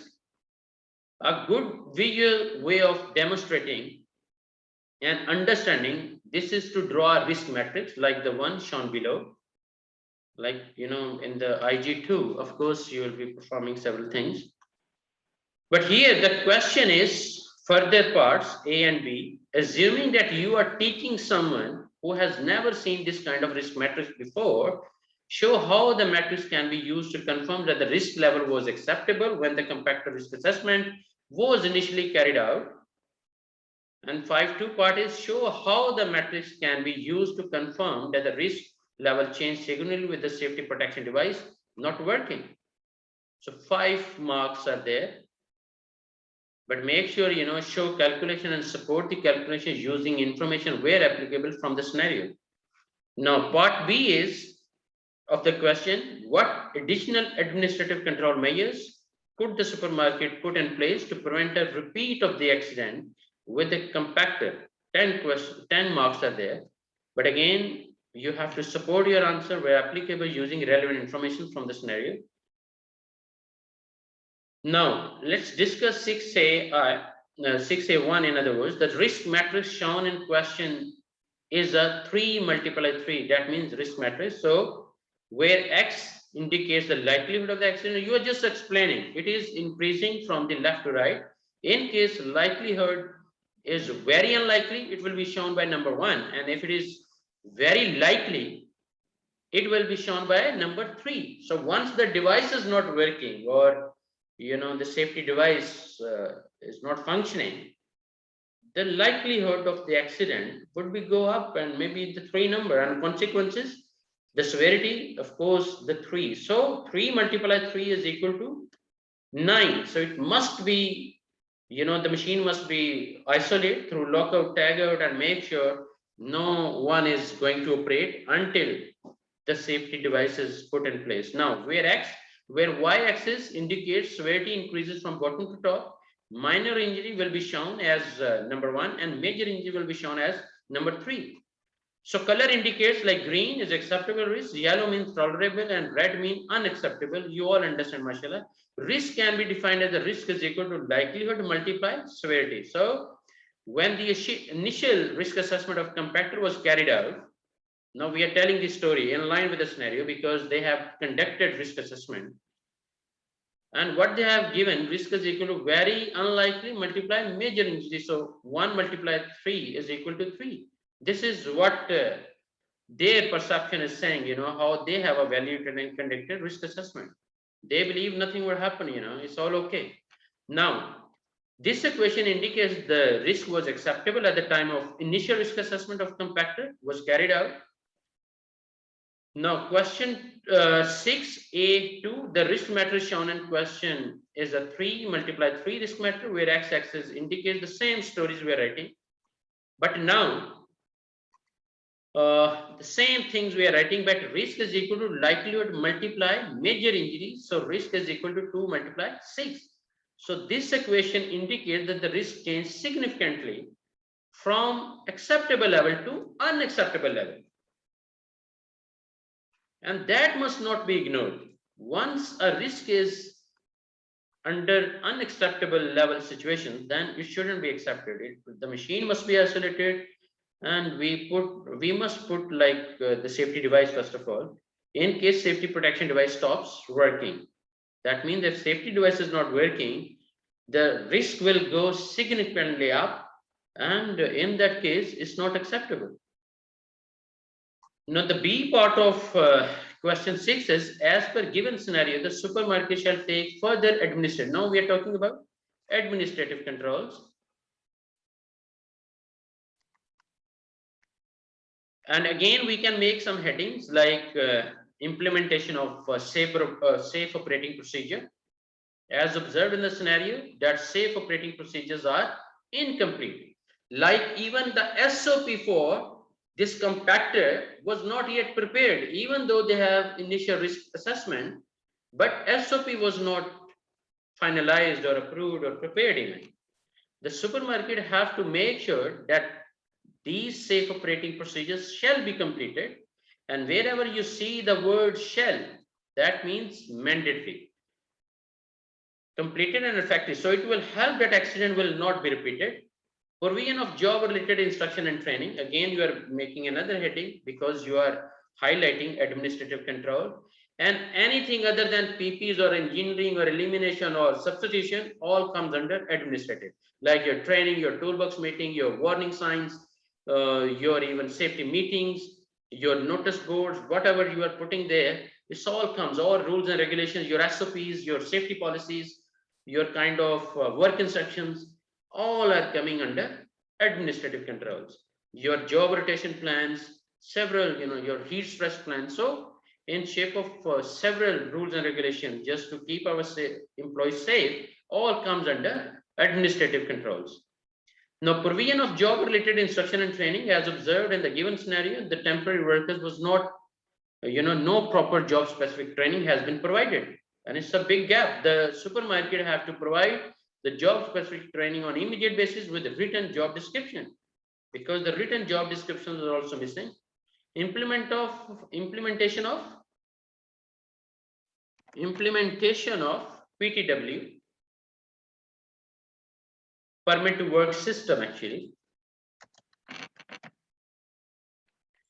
Based on the scenario, no permit to work system was used. It's supermarket responsibility to introduce and implement work permit system to critical job activity to avoid same accident.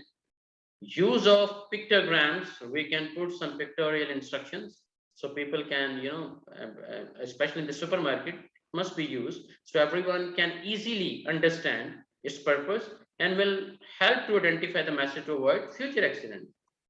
Same way, the active monitoring, I hope you remember active monitoring, right? Reactive and active monitoring. So here we require active monitoring. That means provision of active monitoring for critical jobs. As per given scenario, no one was doing the monitoring of critical activities which lead towards accident. The supermarket have to ensure that responsible person can monitor the critical activities to prevent future accidents. So you are taking each area and supporting to your answer actually in line with the scenario. Assign competent person for critical job.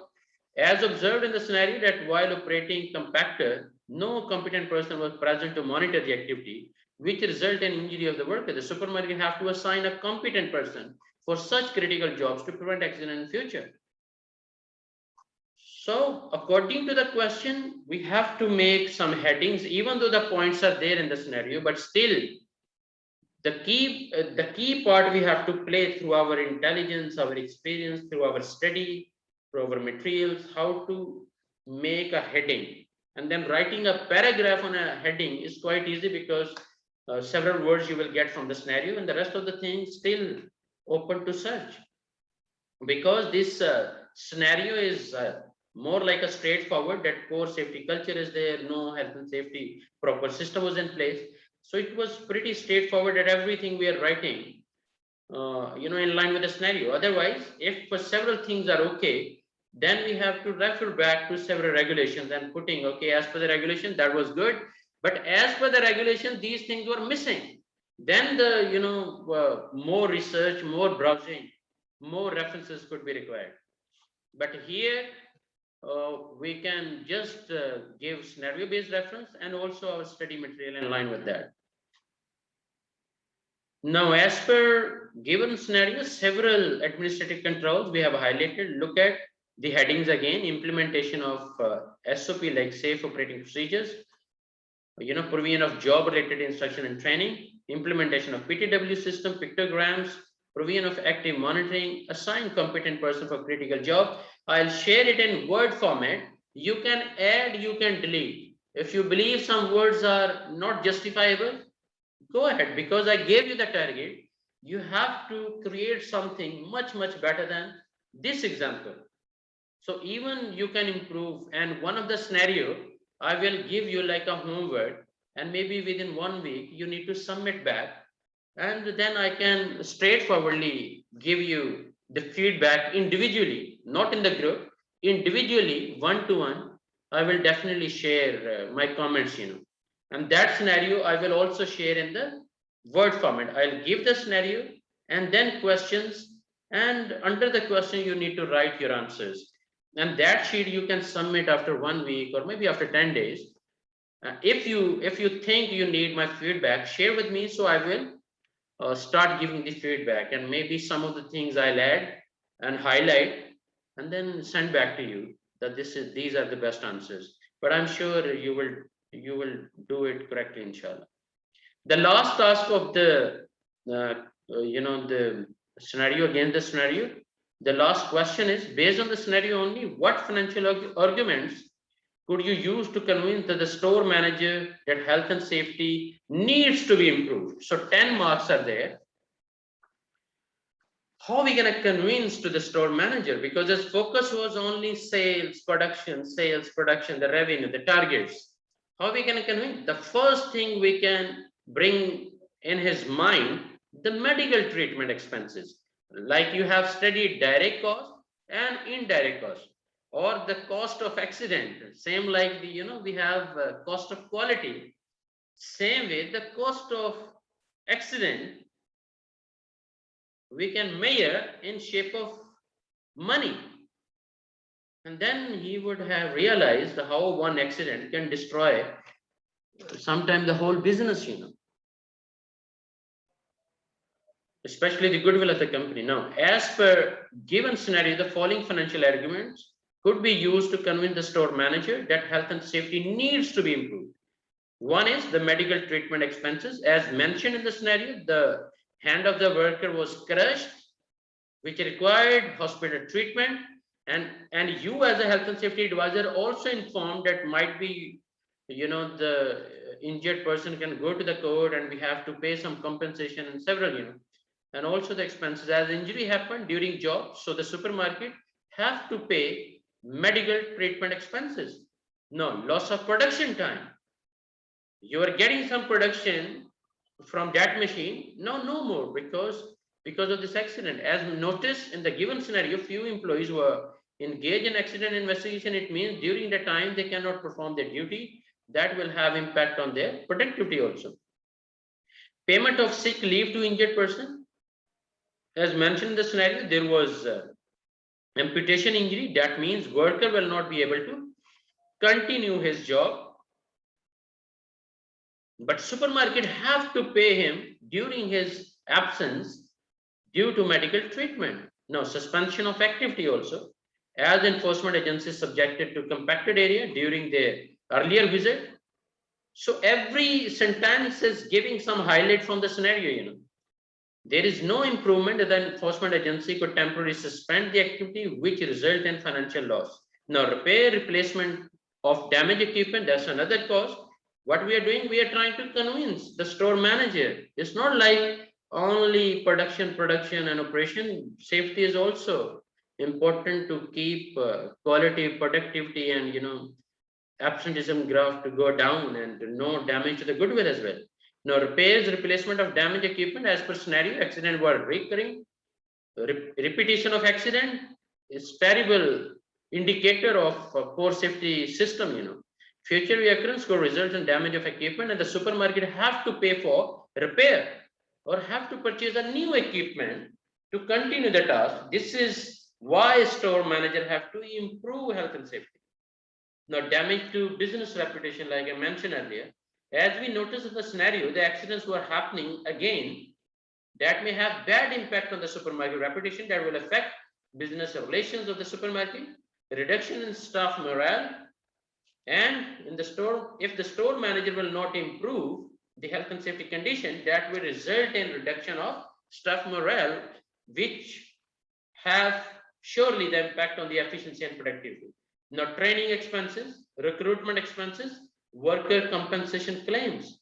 So in case of severe injuries, as occurred in scenario, the injured person will not able to continue his job and the supermarket have to hire and train a new employee. The training required financial aid. Recruitment expenses, the supermarket have to recruit a replacement of employees. So you can take feedback from the HR managers or the recruitment manager of your company, even how it is sometimes difficult to replace someone or, you know, hiring the new one and what cost is involved. Worker compensation claims, as mentioned in the scenario, the supermarket had paid compensation to the workers that could be reduced by improving health and safety condition of the supermarket. Okay, good luck, my dear trainees. So I hope it would have given you some practical picture how you have to, you know, complete your IG1 exam, inshallah, the NEBOSH IGC. And most importantly, if someone would be unable to understand the scenario itself, or same like Mr. Abdul Aziz mentioned, the practice.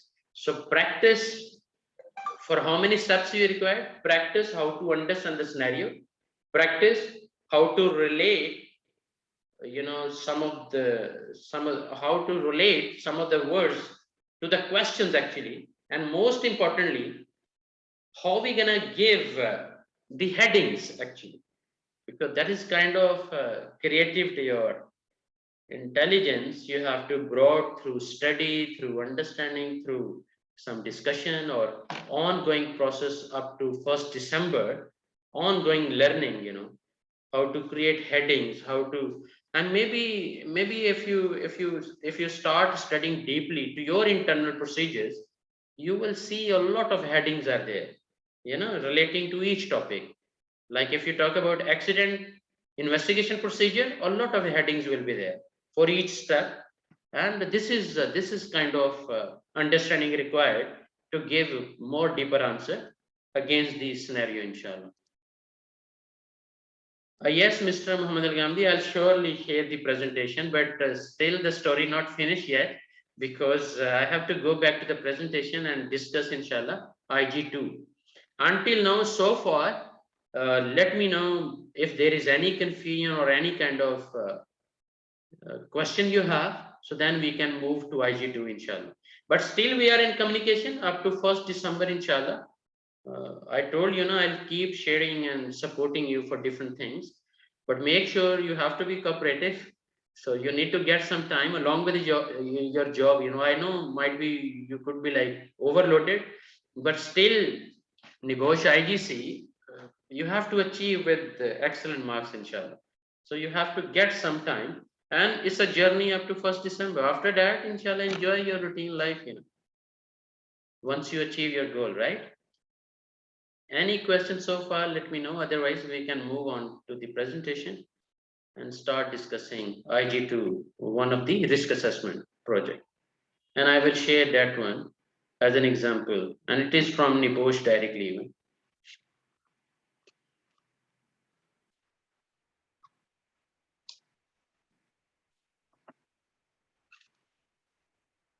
Okay, so let me just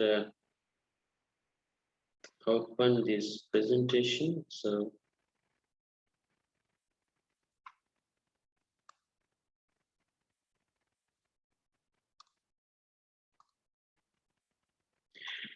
we discuss OB exam Q&A. So this slide will give you some idea what are the key steps for NEBOSH Open Book examination, especially marking a result process. Like the moment you will submit your answer paper, that means you submit your OB answer paper to the online examination platform. Then answer paper allocated to NEBOSH examiner. He will make sure you know the right way of marking, and then examiners read and mark your answer paper within the online examination platform, and the marks are added up to the produce your final mark. And then there is a quality assurance process from NEBOSH UK. So NEBOSH undertakes a two-stage quality process. Clerical check on a selection of papers near to the pass marks to make sure marks have been totaled correctly and you receive the right result. An examiner check where NEBOSH reviews a sample of papers or to quality assurance to standards of each examiner. So then the result will be issued. Your result will be emailed directly to you, not to us. Of course, they'll be punching some emails to us also, but make sure you are getting this result within 50 working days of the examination. And inshallah, once you achieve, you'll get your certificate will be issued. If you have achieved the full qualification, you will receive a certificate to mark your achievement within 20 working days of the result day. The certificate will be posted to you, posted to your learning partner. So certificate will be with us. The moment inshallah we'll receive, then surely we'll send you back inshallah. Now, once you submit, one of the processes is not mentioned by NEBOSH because they are not responsible for that, but as a learning partner, we are responsible to conduct your interview also. And this interview, the key purpose is to make sure this is your own work, no copy paste, no kind of like collaboration with someone else, or because any case referred or found as a malpractice, of course, it will damage your goodwill and of course, a big question mark for us as well. So make sure you conduct, you come for this interview with better preparation. Whatever answers you submitted against every question in line with the scenario, maybe we'll select few of the questions out of that submitted exam sheet and then double check it's your own work and either you're answering correctly and you have clear concepts. So even after submitting your exam, still I would suggest keep learning and keep one copy of your exam sheet with you, and you know you have right to review, right to understand, re-understand until you get an interview call. Even though it's a scheduled activity, our institute will book some dates in coordination with you or maybe some standard wise as agreed with all the participants. And this interview you have to pass actually. Otherwise, the learning partner is fully authorized to say no, that this gentleman still is not fit to the job. But anyhow, mostly I didn't see anyone who is going to be failed from the interview, but still, if it is your own work, you'll be confident, inshallah. No, the IG2 is all about risk assessment project. What is the criteria? Let me share. As I discussed, you know, starting from 5 to 11 element from your IG syllabus, you will not need to complete risk assessment of your organization, but make sure you must find and record at least 10 different hazards that are given, that are taken from at least 5 different hazard categories. For the avoidance of doubt, like hazard categories for this assessment are the topics heading from the 5 to 11 element of IG syllabus as shown in the table. Like you have element 5, 6, 7, 8, 9, 10, 11. So hazard categories, we have noise, vibration, radiation, mental ill health, violence at work, substance abuse at work. Element 6 is work related. So element 7 is all about hazardous substances. And element 6 is health, welfare, environment, and work equipment and machinery, fire and electricity is number 11. So what is the criteria? 10 different hazards are taken, at least 5 different hazard categories. So if you have categories 1, 2, 3, 4, 5, 6, 7. So out of 7 categories, you need to take 10 different hazards. It's not like all 10 you will take from 2 categories, or all 10 different types of hazards you got only from 1 category, like you only from electricity. No, it wouldn't be acceptable. So 10 different hazards from 5 different categories, like total categories, suppose you have 7. So out of 5 different categories you select as per your choice, and might be 2 hazards from each category, and start doing risk assessment. This is the criteria. Because sometimes we ignore that one also, and we start writing here and there, or maybe copy pasting our own risk assessment. Yes, that project would be helping you, but make sure you follow NEBOSH criteria. I repeat again, 10 different hazards from 5 different hazard categories, starting element from 5 to 11, shown in the table as well.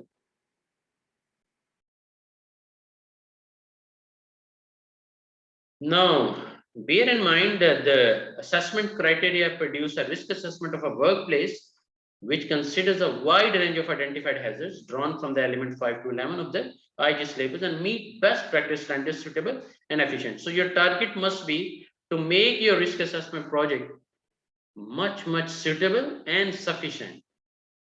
That means the right set of technical explanation must be there, and kind of like if you talk about hazard, then what could be the risk, and if you find the risk pattern, so right calculation kind of evaluation, or who might be harmed, and then what control existing control measures you have, then reassessing, and then making sure you are creating an action plan ultimately at the end with time bound, again in line with NEBOSH format, which I'm going to share inshallah. Okay guys, so just one activity left. I'll share IG2 risk assessment project with all of you, and still I'll try to cover within 30 minutes. I hope you will have clear understanding, because 3 parts are there. So part wise and topic wise, I'll share that project inshallah. Let me just open that format.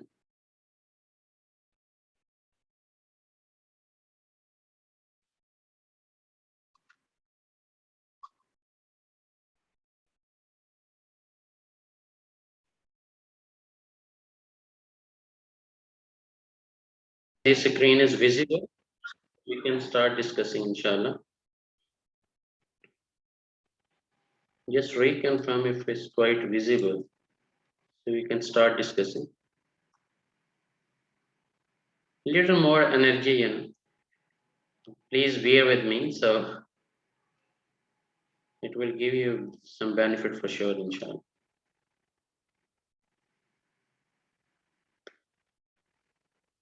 Okay guys, I hope everything is okay at your end.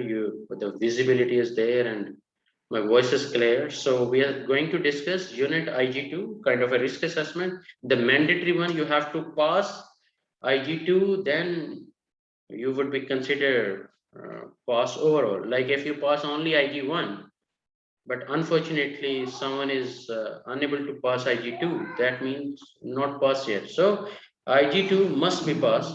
By submitting the assessment, parts 1 to 4 for marking, I declare this is entirely my own work. I understand that falsely claiming that the work is my own is malpractice and can lead to NEBOSH imposing severe penalties.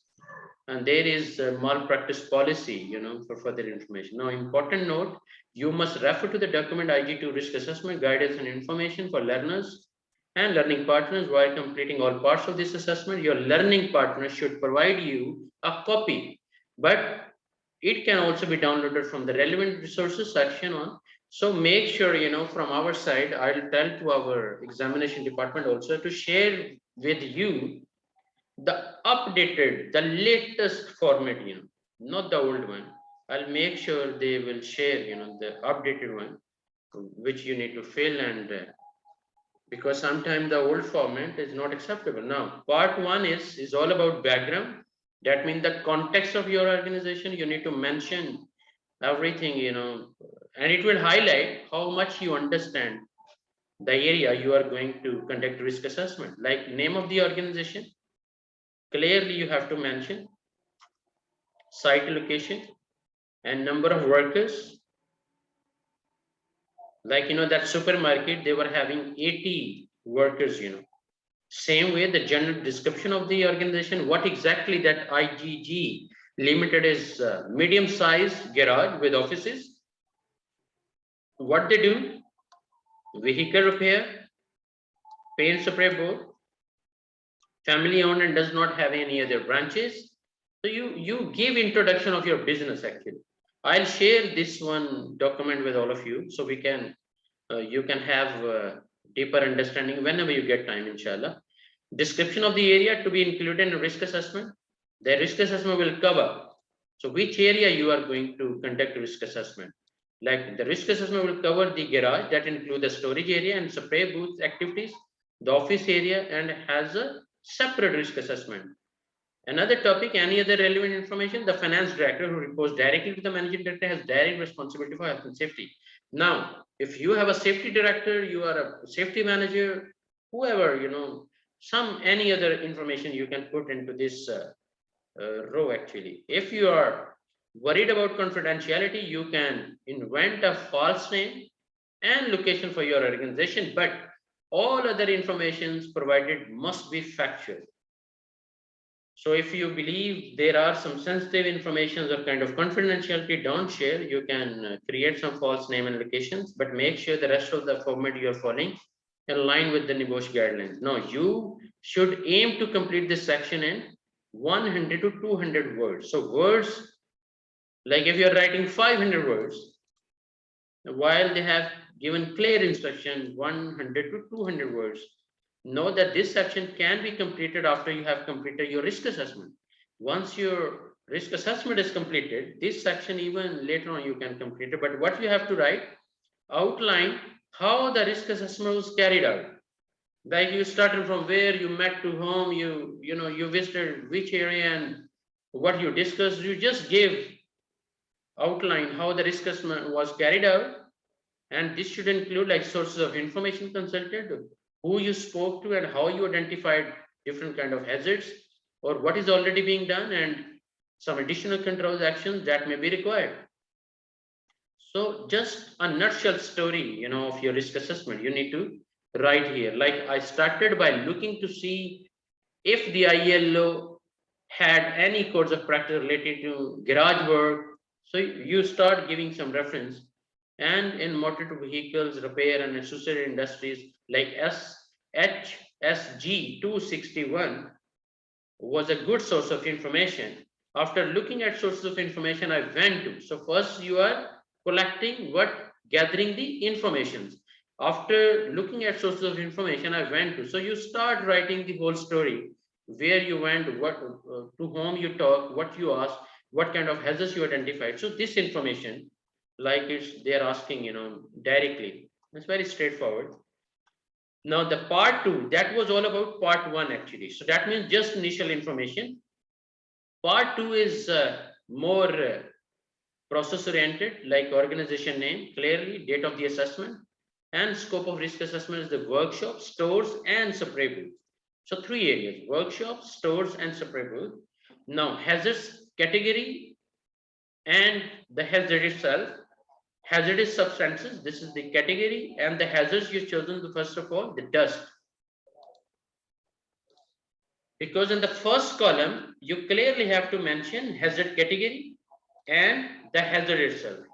And remember the criteria which I shared in the presentation, like out of 5 different categories, you need to select 10 hazards and then start doing, whatever the process is, whatever the area is, but make sure you select 10 different hazards out of 5 different hazards categories actually. Now, hazard category and hazard like hazardous substances, dust, high concentration of processed dust in the air. This is kind of the hazard itself because of hazardous substances.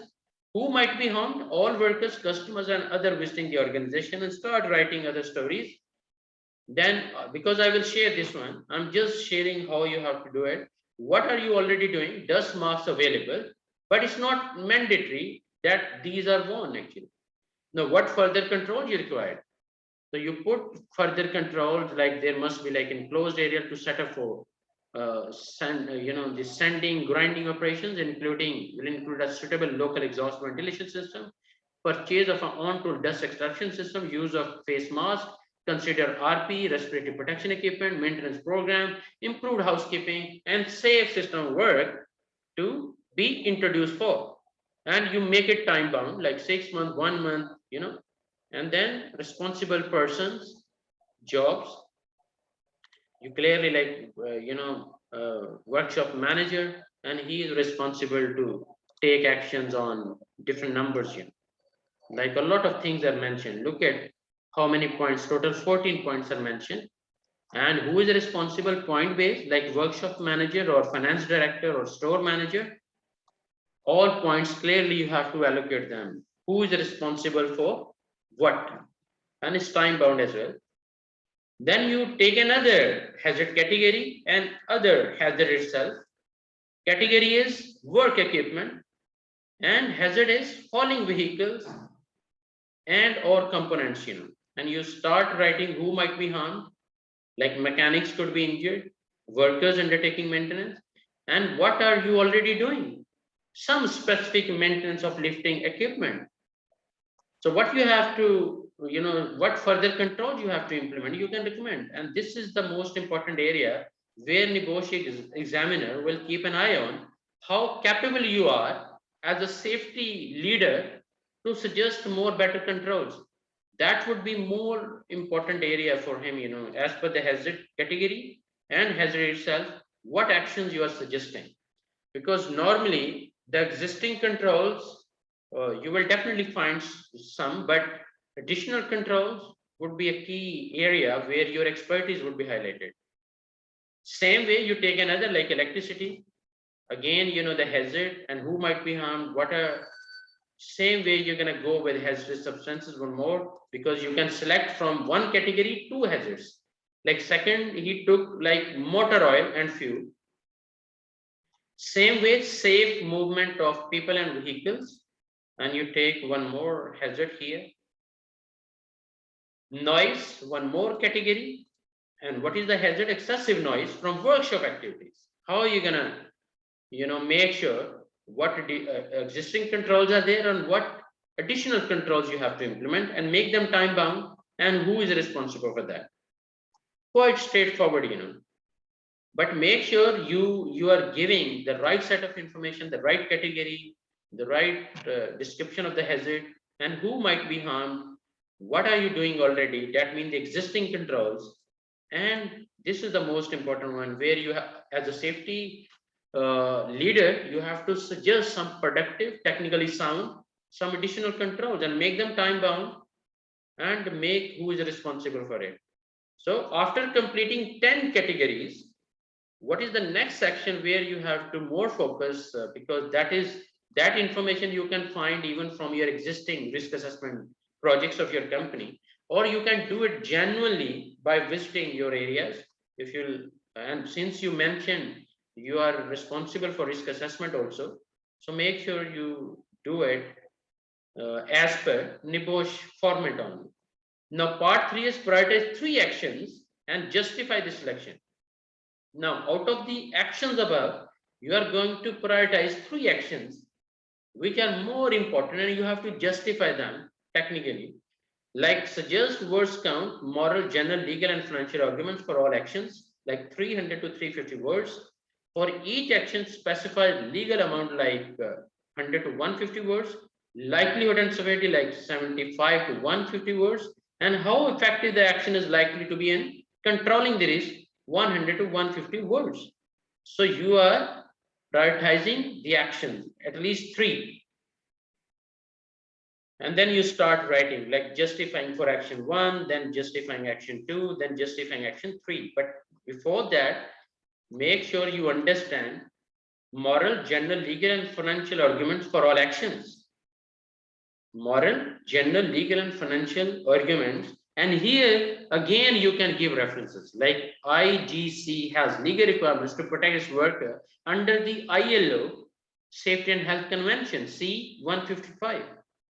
So you're justifying here. So wherever applicable, wherever you believe giving some references will definitely would be important, and it will give a better insight to the examiner as well. No harm to put back. Otherwise, select 3 actions. Like one action is selected, purchase a mobile bridge to allow mechanics to be able to safely access both sides of the inspection pit when working at ground level. Hazard category is working at height. So you selected, this is action number 1. Give some legal grounds with some reference, maybe from ILO, maybe from ILO means the conventions or the recommendations. And same way, you can discuss the likelihood and severity from category 1 to 4. And also you have to put how effective is the action to be likely and controlled. So I would appreciate if you can study this risk assessment over and over at least 3-4 times, and then have a clear understanding for each topic. What I mean is, first the crux of understanding must be to understand the topic. What exactly NEBOSH is asking in the IG2 risk assessment. If you can understand it well, then the relevant knowledge surely will be with you, inshallah. And here again, you can research, browse, find out the reference from OSHA, from ILO, from WHO, from even your internal SOPs, your Royal Commission, like from your customer side. But make sure that reference, solidarity must be there and must be authentic and must be verifiable. In other words, make sure. And the section 4 is all about review, communicate, and check. When you're gonna planned review, and what is the reason why you want to have a planned review? Like company policy need to review risk assessment after every 12 months, and how the risk assessment findings be communicated, and who you need to tell, actually to whom you are going to communicate all these things. So one more sentence or paragraph here. So what I mean is, you have to study this IG2 risk assessment project, what I'm going to share, inshallah, but make sure 5, 6, 7 times you read again and again and understand the overall format of IG2 risk assessment, and then the informations according to the nature of your processes or the hazards you're going to select, and accordingly it depends on the categories of hazard as well, and that is your own choice. NEBOSH, they don't bound us that only these hazards you need to select. What they're saying, a very generic criteria. Out of 5 to 11 elements, you can just select 5 categories of hazards, and out of 5 categories, from the categories you need to select 10 different hazards. From one category, maximum 2. It's not like from one category you will be selecting 3 or 4 hazards.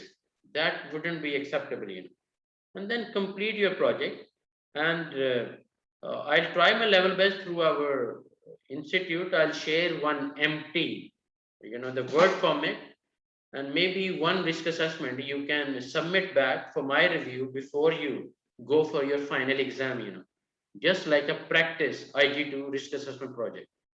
I hope it will give you some better picture, because where you are standing or you need more improvement. But what I mean is, make sure as per the format, as per the NEBOSH format, you complete at least one risk assessment project by yourself. Collecting data, I have no problem, either from your internal risk matrix or register you have, or you collect from any other sources, but make sure you complete at least one project of IG2 and submit us back, and we will give our feedback, inshallah, because we truly want to make you ready, that you are, inshallah, excellent all the way. Okay, so let me know if there is any confusion, any question of IG2 or IG1. So feel free to contact. I'm going to share with you the IG1 presentation, Okay, that would help you and give you just search and find out the topic and start writing wherever you require some words or some references. Same way, I will share, this IG1, the practical exam, what we shared, the exam sheet along with the question and answers, and one format with the scenario and the question which you need to fill and submit back. And one IG2 risk assessment project referred by NEBOSH, and the other one you need to submit back to us for our review to make you fully ready for the exam, inshallah. And please keep refresh your knowledge up to 1st December, and I'll be giving several reminders also, and maybe sharing different techniques, different links, maybe some of the YouTube links also from NEBOSH, maybe from my side also. So it will be helping you a lot, inshallah. Okay. So any confusion so far or any question, just let me know. Otherwise, this is all from my side. Thank you very much for your great focus and kind of learning energy. I never expected, especially from the Saudis, to be very honest, because you guys are, you need small time, but better learning environment. But I'm very happy you spend a lot of hours for learning, every day, mashallah. And thank you very much for that. Any question, any confusion, just let me know, please.